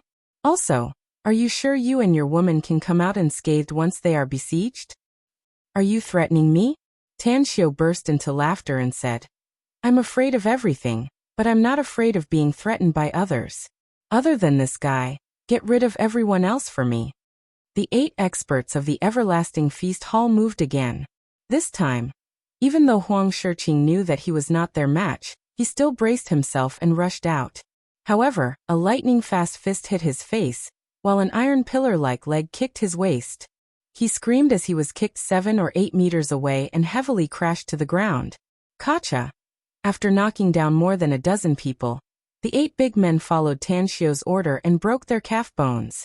Not only them, but the calf bones of those who had just been knocked down were also broken in a very short time. Enough. Seeing the actions of the 8 big men, Jiang Mintian suddenly got up from his chair. His eyes looked as though they could shoot fire as he stared straight at Tan Xiao and shouted. Tan Xiao flicked his wrist and lightly smiled. I haven't fought for a long time. I actually want to practice, but you're too weak. You're not worth my time. Why don't you call the strongest one over? Brat. Jiang Mintian coldly snorted and said, Since today's matter is doomed to not end well, then all of you will stay here today. There's no need for the strongest one to come out. I can clean all of you up. Tan Xiao shook his head and sighed. Sometimes self-confidence is a good thing, but overestimating one's strength will result in very tragic consequences. Which one of you wants to teach him a lesson? If you win, I'll reward you with 50 cents. I'll do it. A big man stepped forward and spoke in a deep voice. Since you want to show off, then do it well. Tan Xiao waved his hand and said, Remember, if you dare to lose my people, I'll throw you out to manage the business. Understood. The big man's complexion changed and his expression suddenly turned solemn. He didn't want to be sent out to manage the business. Otherwise, he wouldn't have time to practice. At this time, the instructors and students of the Hero's Crest Martial School, who were rolling on the ground in pain, endured the pain and looked at Jiang Mintian and the big man. Many of them even roared, Deputy Schoolmaster, avenge us and kill them all. Those damn bastards. My legs are gone. Deputy Schoolmaster, you're a Grandmaster expert. You must make them pay 100 times the price. These damn bastards, my leg is finished. Deputy Master, you are a master, you must make them pay 100 times the price. Kill them. Let them know that our Hero's Crest Martial School is not to be trifled with. Kill them. Let them know that our Hero's Crest Martial School is not to be trifled with. They looked at Jiang Mintian with eyes full of eagerness and hatred when they looked at Tan Xiao and the 8 big men. Although they had rarely seen their deputy schoolmaster fight in recent years, they were well aware of his strength. Once a person at the Grandmaster level took action, he would definitely be able to clean up all the opponents. Jiang Mintian snorted coldly and rushed toward the strong man. His footsteps were extremely steady, and his speed was also very fast. After sprinting in front of the strong man, he did not hesitate to smash his fists into his opponent's face. Humph! The sturdy man snorted coldly and kicked his leg at an extremely fast speed. However, it was this kick that swept away Jiang Mintian's arm and landed a kick on Jiang Mintian's chest. Ravage! It was a completely one-sided ravage. Jiang Mintian couldn't see the difference in speed and strength before he was attacked. But when the big man went all out, he couldn't even block or dodge. The raindrop-like fists greeted Jiang Mintian again and again. The severe pain made it difficult for Jiang Mintian to breathe. How was this possible? Jiang Mintian's eyes were full of pain and despair. He never dreamed that the big man didn't go all out. The strength he displayed now was his real level. But were they still human? He was already a martial arts grandmaster. There were only a few people in the whole country who could be stronger than him. These monsters, where did they come from? Were they the same kind of people as the schoolmaster? Bam! A kick directly hit Jiang Menshin's face. As Jiang Menshin's vision turned black, his body was whipped more than 10 meters away and smashed next to the iron pole where Han Qinggu had been tied up. Boss, the task is complete. Tan Xiao nodded with satisfaction and said, go back and get 2 essence-gathering pills. Everyone else will get 1 each. Consider it your reward. Thank you, boss. The 8 big men cupped their fists in surprise. The instructors and students of the martial arts school, who were sitting on the ground, were dumbfounded as they looked at Jiang Mentian, who was lying like a dead dog under the iron pole. Their eyes were full of disbelief. How was this possible? The war god in their hearts, the deputy schoolmaster with the strength of a martial arts grandmaster, couldn't even fight back and was beaten down by others? This was unscientific. Could it be that the big man was more powerful than a grandmaster? For a time, fear hit their hearts like a tide, making them feel cold all over and their hands and feet cold. Tan Xiao slowly walked to Jiang Menshin's side, grabbed his collar and lifted him up. Then he sneered and said, weren't you quite arrogant just now? Do you think you're invincible just because you've reached the Grandmaster realm? In my opinion, you're just a clown who takes care of trivial matters for others. After that, he directly threw Jiang Mentian, who was in pain all over his body, to the ground and said again, call the strongest one here. If he's really capable and can let me move my hands and feet, I can spare you this time and keep the name of your martial arts school. Cough, cough. Jiang Mentian spat out a mouthful of blood. With a pale face, he took out his mobile phone from his pocket, only to find that it had been broken by the attack and could no longer be used. Wuxia hazy figure came from a distance.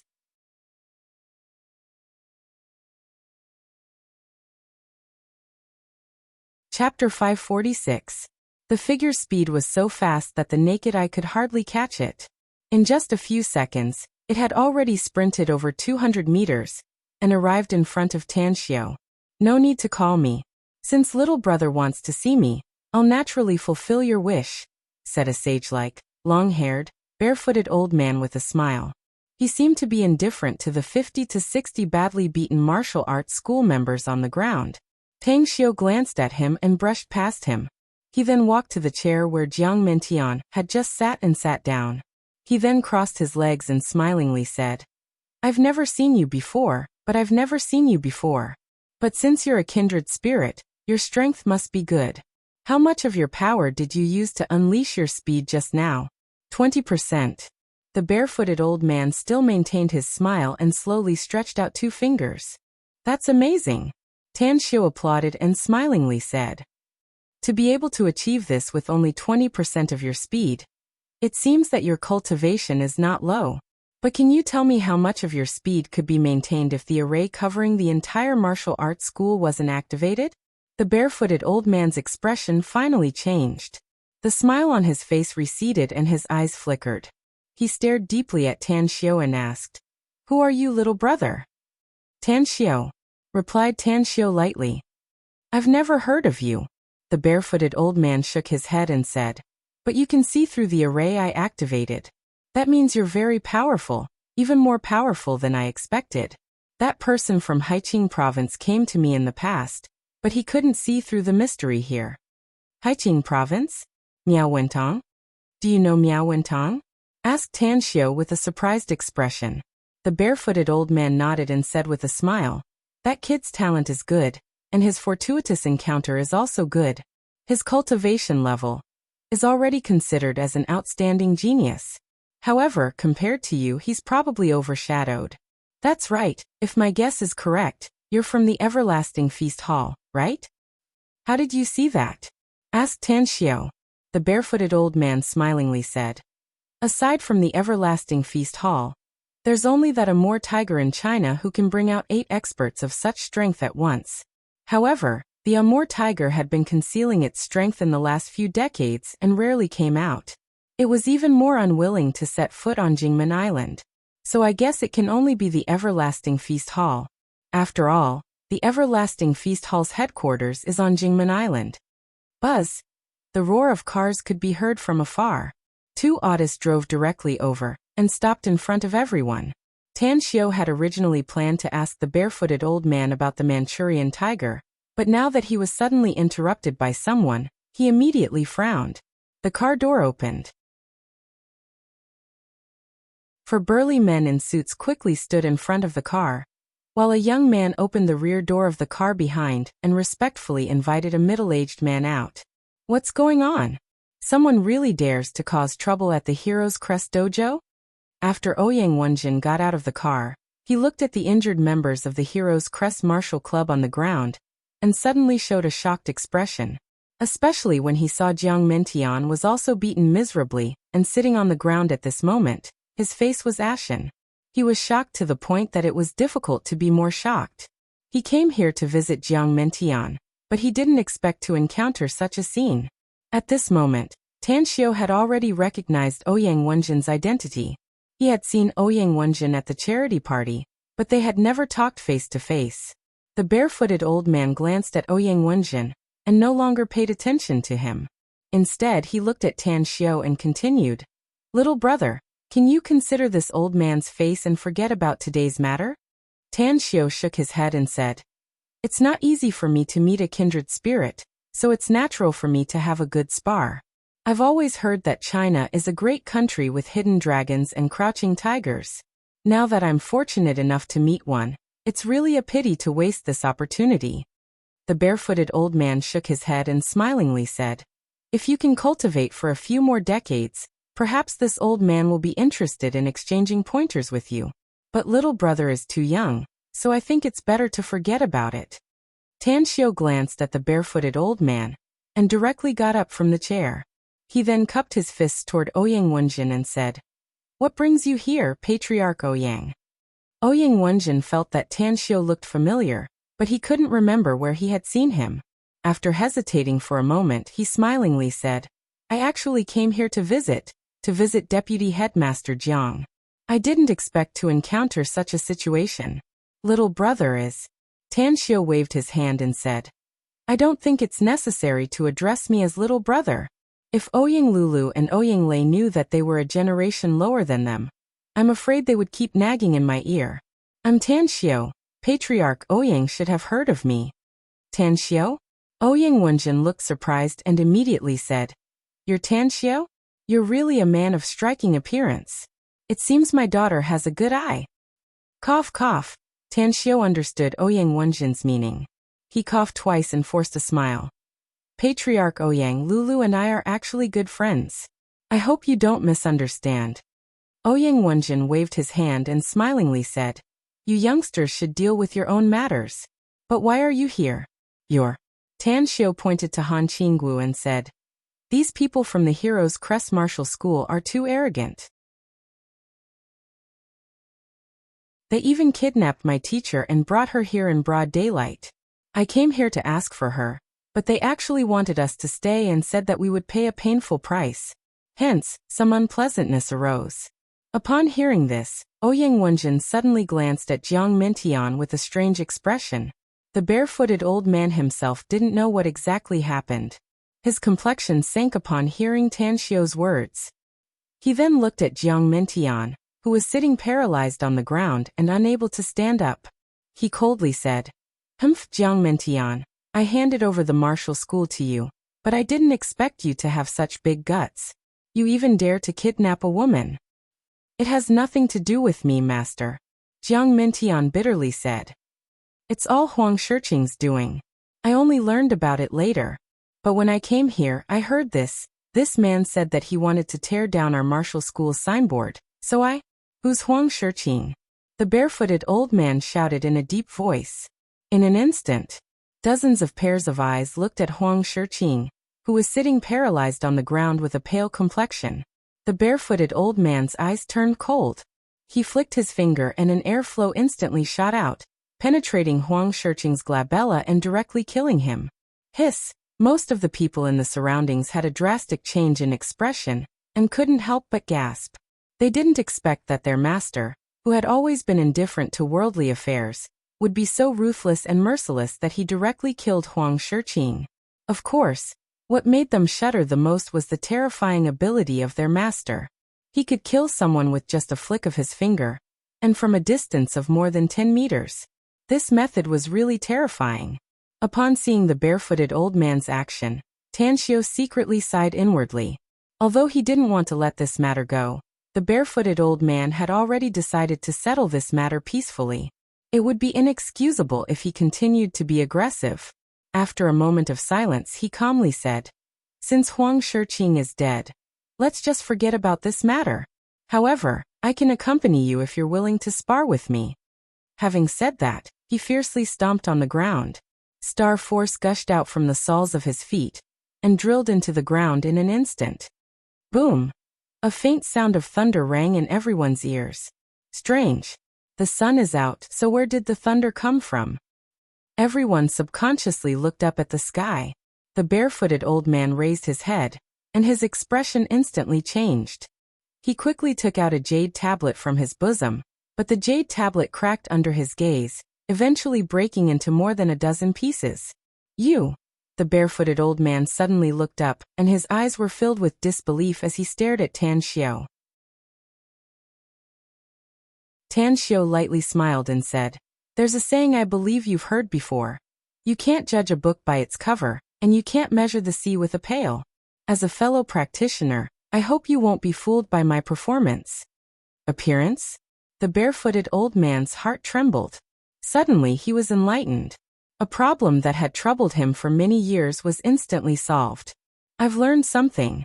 As the barefooted old man cupped his fists, a surging aura erupted from his body. Everyone present felt a strong pressure coming from the barefooted old man. The pressure made many people retreat, and even those who were paralyzed on the ground crawled to the distance with difficulty. Tanxio waved his hand, and a wave of aura protected Han Qingwu and Ouyang Wenjin.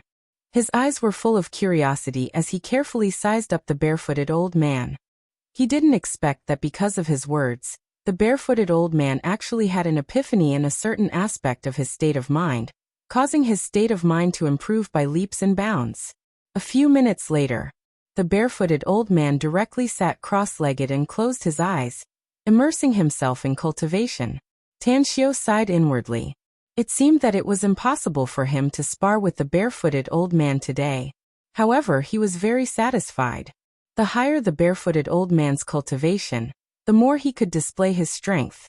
"Family head Ouyang, I still have other matters to attend to, so I'll take my leave first." Tanxio grabbed Han Qingwu's wrist and nodded to Ouyang Wenjin. Then he turned around and walked toward the 4 black SUVs. Ouyang Wenjin loudly said, "Tanxio, do you have time tomorrow? How about coming to my Ouyang family for a visit?" "All right," Tanxio replied. After he sat in the car, the 4 cars roared and left. After leaving the Heroes Crest Martial School, Tanxio turned his head and glanced at the back. He then lightly said, "If I remember correctly, that Huang Shiqing fellow has a younger brother with a broken arm.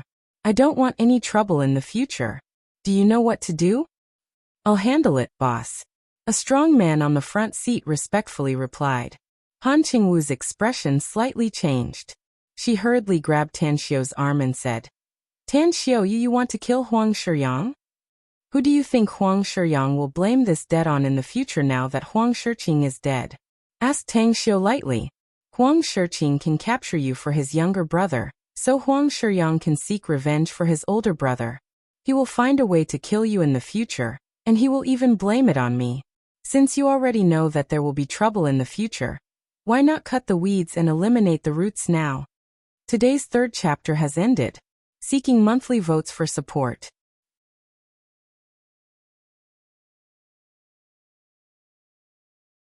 Chapter 547. At the First People's Hospital of Jingmen Island. There was only one bed in the VIP ward with a lot of potted plants in the corner. Aside from a TV, there was even a refrigerator. Huang Shiqing rested his head on a pillow with his arm in a cast and a bandage. The shame in his eyes was particularly thick. There was a young girl sitting at the bedside. Although she looked obedient on the surface, a look of disgust flashed in her eyes from time to time. "One, call my brother and ask him if he's done with that bitch yet?" The girl was silent for a moment. She silently picked up her mobile and was about to dial the number when the ward's door was violently pushed open. A youth with a crew cut rushed to the bed and called out with a panicked face, "Second brother, quickly pack up and run. Something big happened." Huang Shiyang's expression changed and he quickly asked, "What happened? Where's my brother?" "Big brother is dead. He was killed by the schoolmaster himself," said the youth with a crew cut urgently. "I suspect that the other party won't let this matter go and will deal with you. You can't stay in the hospital anymore. Quickly pack up and run away from Jingmen Island. The farther the better." Huang Shiyang abruptly sat up straight with disbelief on his face. He involuntarily exclaimed, "What the hell are you talking about? My brother? How could he die? How could the schoolmaster kill my brother himself?" "Second brother, you've provoked a terrifying person. It's because of you that our martial arts school has been destroyed by them," said the youth with the crew cut bitterly. "All the 50 to 60 instructors and students in the school had their legs broken. Even the deputy schoolmaster was no exception. The schoolmaster suddenly appeared. Although this matter was settled, he killed Big Brother with his own hands. His purpose is very simple, to resolve the enmity between both sides." Huang Shiyang's eyes turned red as a crazy resentment burst out from his eyes. He gritted his teeth and shouted, "Wenwen, quickly help me pack up. Third brother, tell me who the other party is." "He's called Tan Xiao. He should be that woman's man," said the youth with a crew cut. "He's not old and looks like he's in his early 20s, but each of the 8 bodyguards he brought is very terrifying. Our deputy master is an expert at the supreme power level, but any one of the 8 bodyguards can beat him to a pulp without him being able to fight back. That's right, he seems to be someone from the everlasting feast hall." Huang Shiyang's heart trembled as fear filled his heart. He was well aware of the vice dojo master's strength. He was a martial Dao grandmaster who had presided over the Hero's Crest dojo for a decade or two, and rarely had a worthy opponent. Everlasting Feast Hall, Tan Xiao. I'll remember it. The fear in Huang Shiyang's heart quickly disappeared, and was replaced by a resentment. After getting out of bed, he immediately changed his clothes. Although his arm was in the way, he still put on his coat, and quickly left the ward a few minutes later. Everlasting Feast Hall. Tang Dong was wearing a suit and a pair of black sunglasses. He was standing straight by the window of the box, quietly looking at the parking lot in the distance. On the table behind him, there was a folder. The contents of the folder were very important. The private room. There was a knock on the door of the private room, and Gu Xiaoxue, who was wearing a white dress, stepped into the room. "Tang School Tang. S Tang. S Tang Tang Tang Tang. S Tang Tang and Tang Xiu's master. I'll wait for him here since he still needs half an hour," Tang Dong said with a smile. "Gu Xiaoxue, our businesses are very similar. If possible, I hope we can cooperate in some aspects." "For example?" Gu Xiaoxue lightly smiled. "As far as I know, the Everlasting Feast Hall has many experts. Our seaside straight manner's main ingredient is fierce beast's flesh and blood. If it's possible, I can buy it from you." Gu Xiaoxue smiled. "Mr. Tang, about this issue, you can talk to our boss after you see him. I believe he will be able to satisfy you." "All right then. I'll have a good chat with him after we talk about serious matters." Tang Dong smiled. Imperial capital Yao family. Yao Qingzuan's complexion was livid. He sat on the armchair without saying a word. Yao Qingqing, however, clenched his fists with blue veins throbbing on his forehead. The middle-aged man standing next to him, wearing glasses, lowered his head at the moment with a nervous expression on his face. Finally, Yao Qingzuan gritted his teeth and said, "Tang Guosheng has been enduring for a long time and deliberately let us trample on his face. I'm afraid he's plotting something big. I could clearly see the Tang family's veins before, and was confident that I could pinch their lifeline. But now I understand that it's something the Tang family deliberately put on the surface." "Dad, what should we do next?" Yao Qingqing angrily said. "Clam Island and Resting Cemetery Island have been taken by the Tang family, so our family's plan will be put on hold. Furthermore, Qingting is now missing and we don't know if he's dead or alive. The information he brought with him is very important to our Yao family." Yao Qingzuan clenched his fists and said in a deep voice, Since they have taken the 2 islands, we can only choose another place. We can't estimate the depth of the Tang family, so we need to avoid them for the time being. Order our Yao family and the families that have a good relationship with us not to have any conflict with the Tang family in the near future. Dad, are we just going to let this matter go? Asked Yao Qingqing. Of course not. Yao Qingzuan snorted coldly. I invited the one from the northeast 2 days ago, and he should be coming to the imperial capital in a few days. As long as we have his help, let alone 1 Tang family, even 10 Tangs won't be our Yao family's match. You mean the Amur tiger? Asked Yao Qingqing in shock. Yao Qingzuan nodded and said, I saved the Amur tiger's life in the past, so he owes our Yao family a huge favor. Originally, I didn't intend to use this favor to deal with the Tang family, because I thought that we could easily destroy the Tang family by ourselves. But I didn't expect that the Tang family had hidden so deeply. It seems like we have no choice but to use this favor now. Yao Qingqing's expression moved and he quickly said, Dad, should we spread the news about our Yao family inviting the Amur tiger to the other forces? With the deterrence of the Amur tiger, I'm afraid those centrist forces will also lean toward our Yao family. Let's not talk about it for the time being. Yao Qingzuan shook his head and said, Wait until we get rid of the Tang family with the help of the Amur tiger's power. I'm afraid those centrist forces will lean toward our Yao family when the time comes if we can have a good relationship with him. Yao Qingqing thought for a moment before he nodded with a smile and said, I understand, Dad. I really didn't expect that you still have such a trump card. The Tang family, Jingmen Island, Everlasting Feast Hall. After Tan Xiao came back, he brought Han Qinggu, who had been silent for a while, to his residence. Just as he was about to talk to her, a core member of the Everlasting Feast Hall rushed over and told him that Tang Dong was waiting for him. Teacher Han, I have something to deal with. You take a good rest first, and we'll talk again during dinner. Han Qinggu was silent for a moment before she said, Can you not call me Teacher Han later? My name is Han Qinggu, and people close to me call me Qinggu. Tan Xiao slightly furrowed his brows, but he still nodded and said, I understand. 5 or 6 minutes later, Tan Xiao came to Tang Dong's private box. Looking at Tang Dong, who got up to greet him, Tan Xiao said with a smile, Uncle Dong, is there any news from the imperial capital? Nothing can be hidden from you, said Tang Dong with a smile. That's right, our Tang family has obtained Clam Island and Resting Cemetery Island, and the official documents have been approved. All the documents are here, and First Uncle has ordered that you can do whatever you want on these 2 islands later. What's the reaction from the Yao family? Asked Tan Xiao. What else can they do? Tang Dong said with a smile.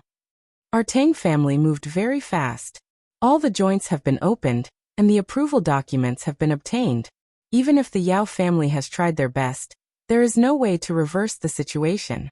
I reckon that the old man of the Yao family is now stamping with rage. A smile outlined on the corner of Tan Xiao's mouth as he nodded and said, The head of the Yao family will definitely be very angry since we have intercepted them.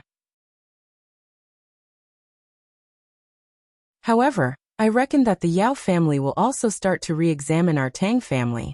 At this time, what the Tang family must do is to restrain themselves, and at the same time, we must also take precautions to prevent the Yao family from being unable to swallow this and act against us again.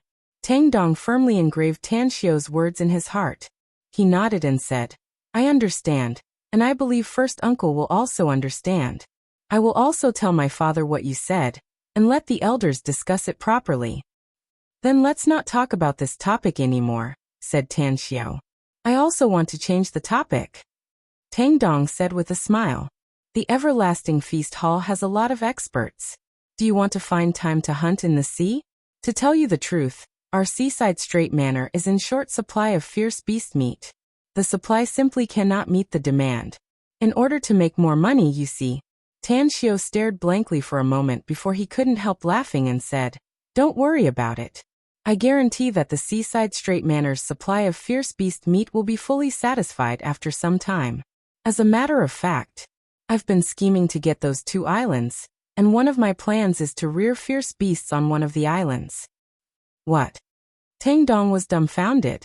Fierce beasts could also be reared in captivity? Don't be shocked, Uncle Dong. Tan Xiu said with a smile. As long as you're strong enough, even fierce beasts can be reared in captivity. I'll personally accompany you to visit the place after the scale has been set up. Tang Dong gulped down his saliva and said with a shocked face, Tan Xiu, this move of yours is simply too crazy.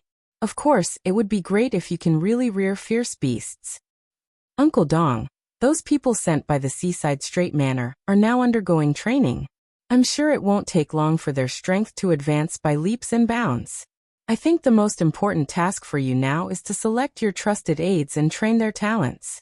The Yao family wants to expand the scale of their armed forces, so our Tang family can't fall behind.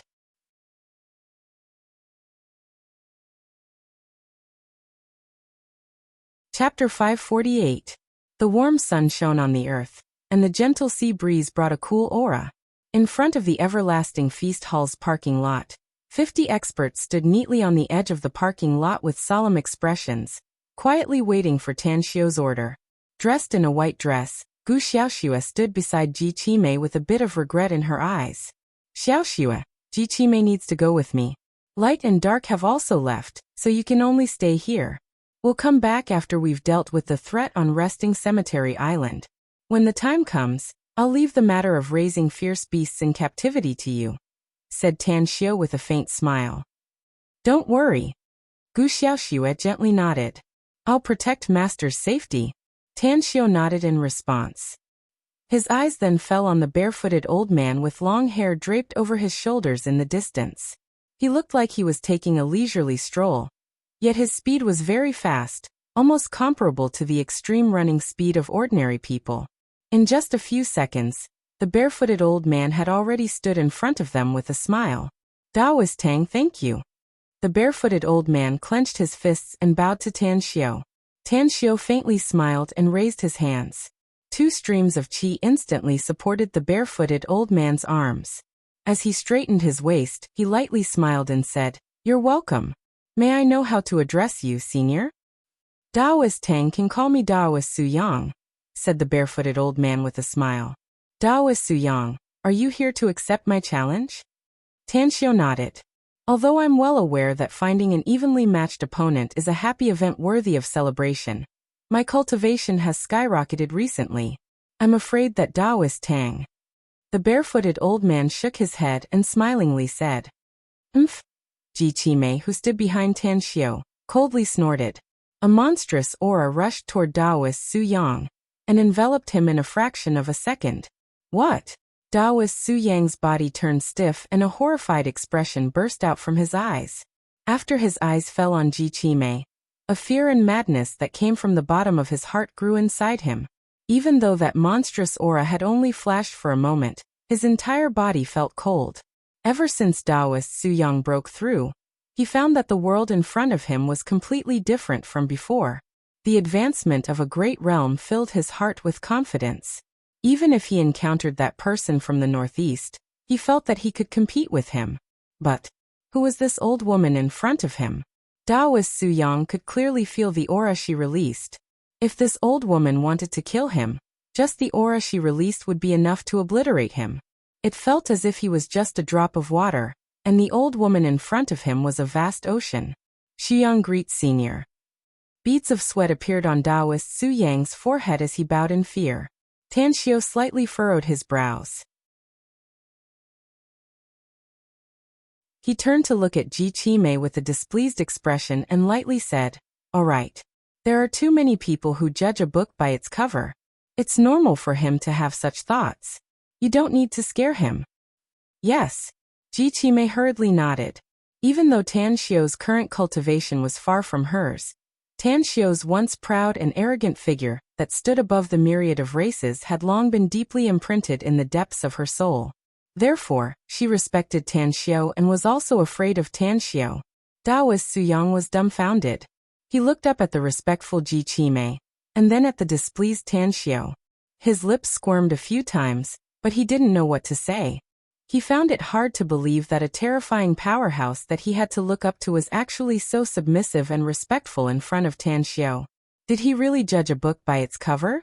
Could it be that Tan Xiu's cultivation was more powerful than this terrifying powerhouse? Tan Xiu looked at Daoist Su Yang and said, "Since you don't want to accept my challenge, then I won't force you.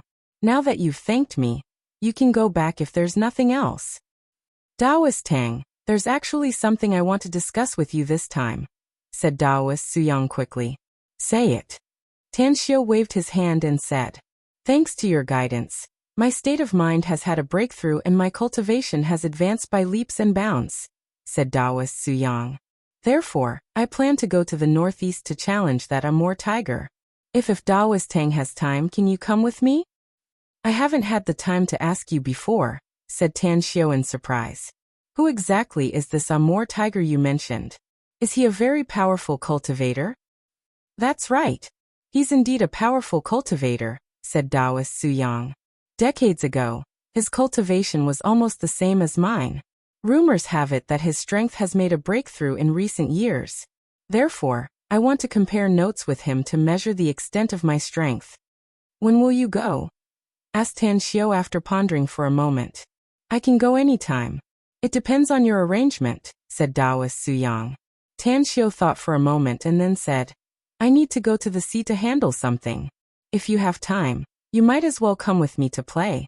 We can set off immediately after we've dealt with the matter there." "All right." Daoist Su Yang directly agreed. Although he didn't know what Tan Xiu wanted to do in the sea, he could see that these people were obviously experts who had stepped into the cultivation world, and there was also a terrifying existence like Ji Qimei. He believed that they must have a very important purpose. "Get in the car," Tan Xiu called out and quickly entered the car parked at the side. 20 black cars slowly left the Everlasting Feast Hall. After arriving at the port, they boarded the previous liner and rushed toward Clam Island and Resting Cemetery Island. In the evening, the liner docked at the northern section of Resting Cemetery Island. Following Tan Xiu's order, only 2 people were left on the liner, while the rest boarded the island. 10 people to form a group of 5. Try to capture the fierce beasts on the island alive, and immediately send them to the center of the island. I'll be waiting for you there. After Tan Xiu issued the order, Ji Qimei, Daoist Su Yang, and the other 8 experts of the Everlasting Feast Hall rushed toward the center of Resting Cemetery Island.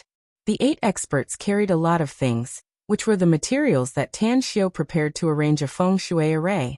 After arriving at the center of the island, Tan Xiu looked at Ji Qimei and asked, "Shall I arrange the array, or will you do it?"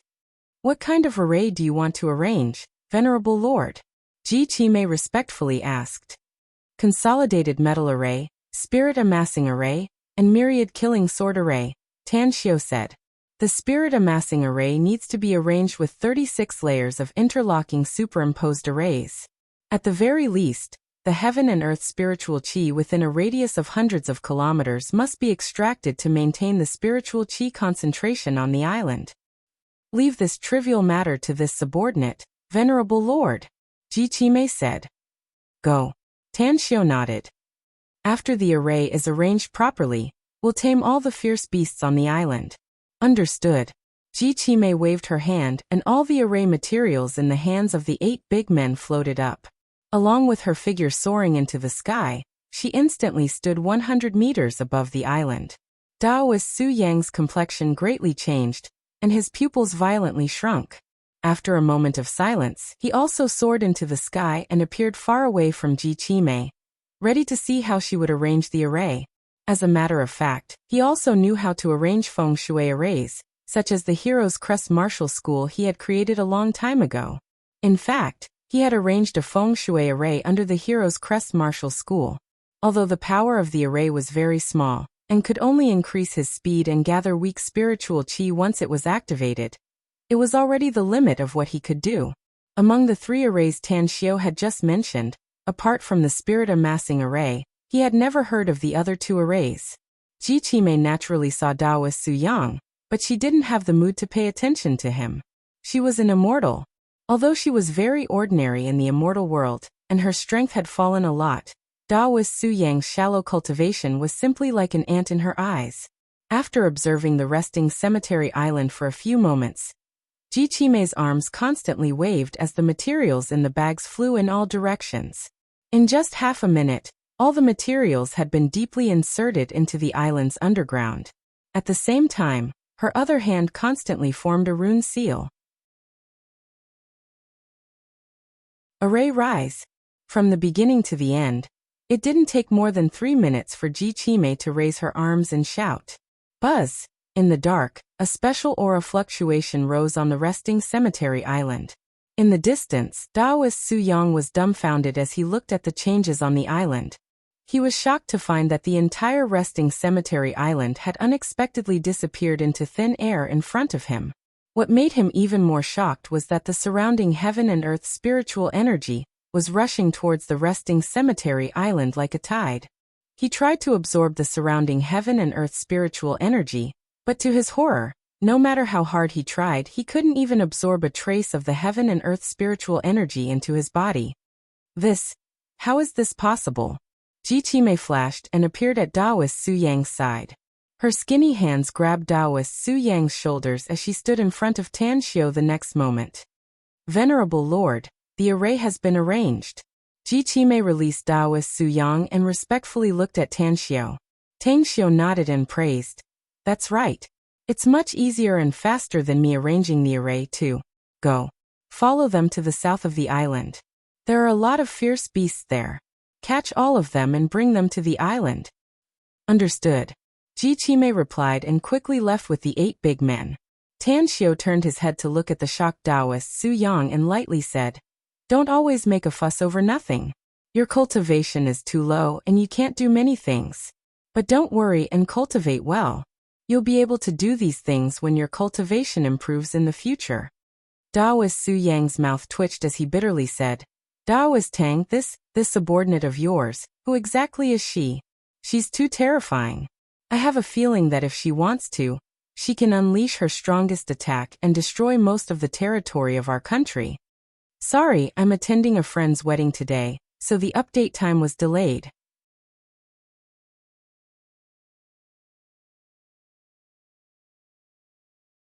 Chapter 549. Destroying most of China's territory? Tan Xiu sneered. You're really a frog in a well. She can blow up the entire earth if she wants to. You've been trapped here for too long and haven't seen the strength of those real powerhouses. Forget it. You won't understand it even if I tell you now. Just cultivate well later.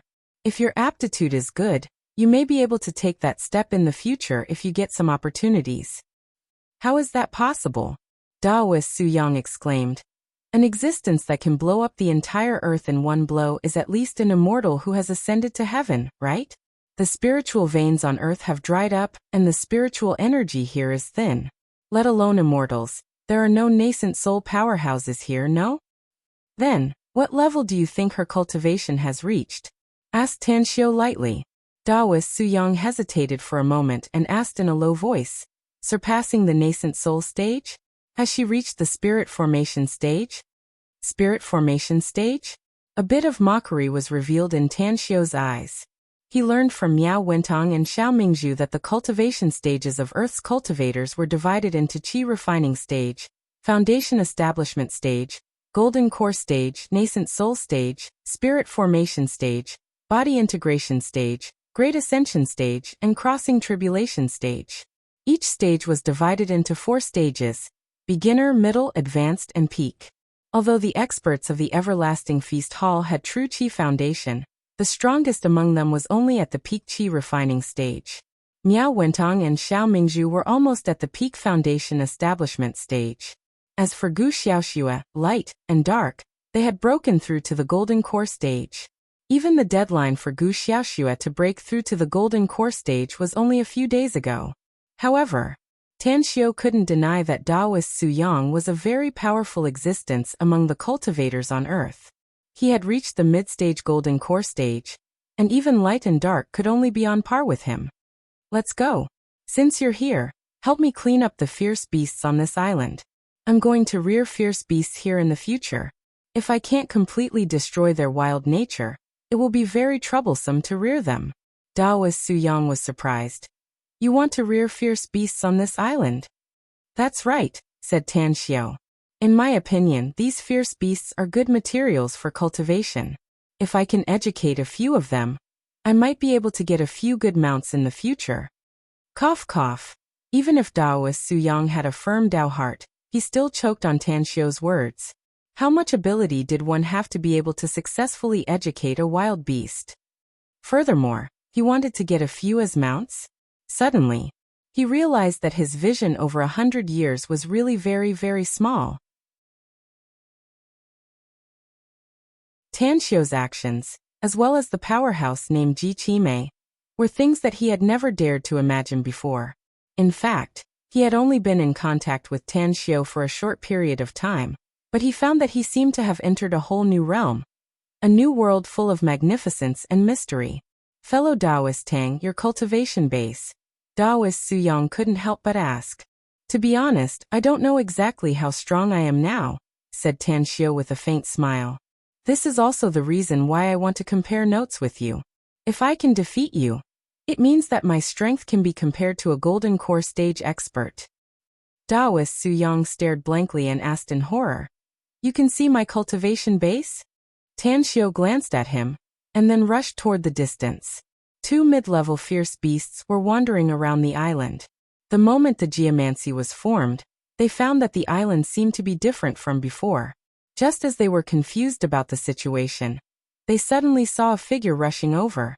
The two fierce beasts suddenly looked like they were facing a formidable enemy as their eyes firmly locked on Tan Xiu's body. Tan Xiu's speed was extremely fast. The moment he punched, two surging airflows erupted and bombarded the fierce beast's head. It could be said that he went all out in this punch, but it still only made the fierce beast retreat a few steps, raising its head and howling in pain. Roar! The other fierce beast stepped on a fireball and soared into the air the moment the fireball rose and pounced toward Tan Xiu. Its sharp claws extended more than 10 centimeters, and were also covered in flames as it attempted to directly scratch Tan Xiu to death. Good material. Tan Xiu's eyes lit up and the sharp dagger instantly appeared in his hand. His figure flashed and the sharp dagger cut off the 4 claws of the fierce beast, and then quickly put it into his interspatial ring. Roar! Roar. The two fierce beasts were in a disadvantageous position as soon as they came into contact with Tan Xiu, causing fear to appear in their eyes. Almost without hesitation, they turned around and dashed toward the distance. Wanna escape? A sneer appeared on the corner of Tan Xiu's mouth. His speed was a bit faster than the two fierce beasts. He blocked their path and constantly bombarded the two fierce beasts with his fists that were as fast as a storm. After Daoist Su Yang arrived, he happened to see the scene of Tan Xiu beating the two fierce beasts. His mouth twitched a few times when he saw Tan Xiu's fierce momentum. It must be noted that cultivators had long since stopped using fists and kicks to attack. A few simple spells could generally solve all problems. Is he really a cultivator? The thought arose in Daoist Su Yang's mind, but he immediately shook his head with a wry smile. He then looked at Tan Xiu and called out, Daoist Tang, you can just use spells to trample them. We may have good physiques, but punching and kicking are too exhausting. Tan Xiu violently punched and kicked hundreds of times in one breath, beating the two fierce beasts to the brink of death. Only then did he stop, and turn to look at Daoist Su Yang. After observing him for a while he said, Your cultivation is indeed good, so it's normal for you to use spells. But I can tell you that I'm not necessarily stronger than you if we were to compare notes. But if we are enemies, I'm 80% sure that I can kill you if we fight to the death. After saying that, he pondered for a moment and continued, I'll give you a gift after we go back. Daoist Su Yang didn't believe Tan Xiu's words, but he was still confused and asked, What gift? A membership card for the best gym in Jingmen Island, said Tan Xiu calmly. Gym. Membership card? Daoist Su Yang was at a loss whether he had to cry or laugh. You must be joking, Daoist Tang. I'm afraid no gym in the world is suitable for me given my strength, no? I told you that you're a frog in a well, but I didn't expect your knowledge to be so shallow, said Tan Xiu lightly. As a cultivator, do you think that as long as you have a high cultivation and a strong state of mind, you're already perfect? You're gravely mistaken. Cultivators are very strong, but there's another cultivation system in the world, and that's body cultivation. Everyone's body is their foundation. If their physique is not strong enough, they will know how miserable their fate will be when they cross the tribulation in the future.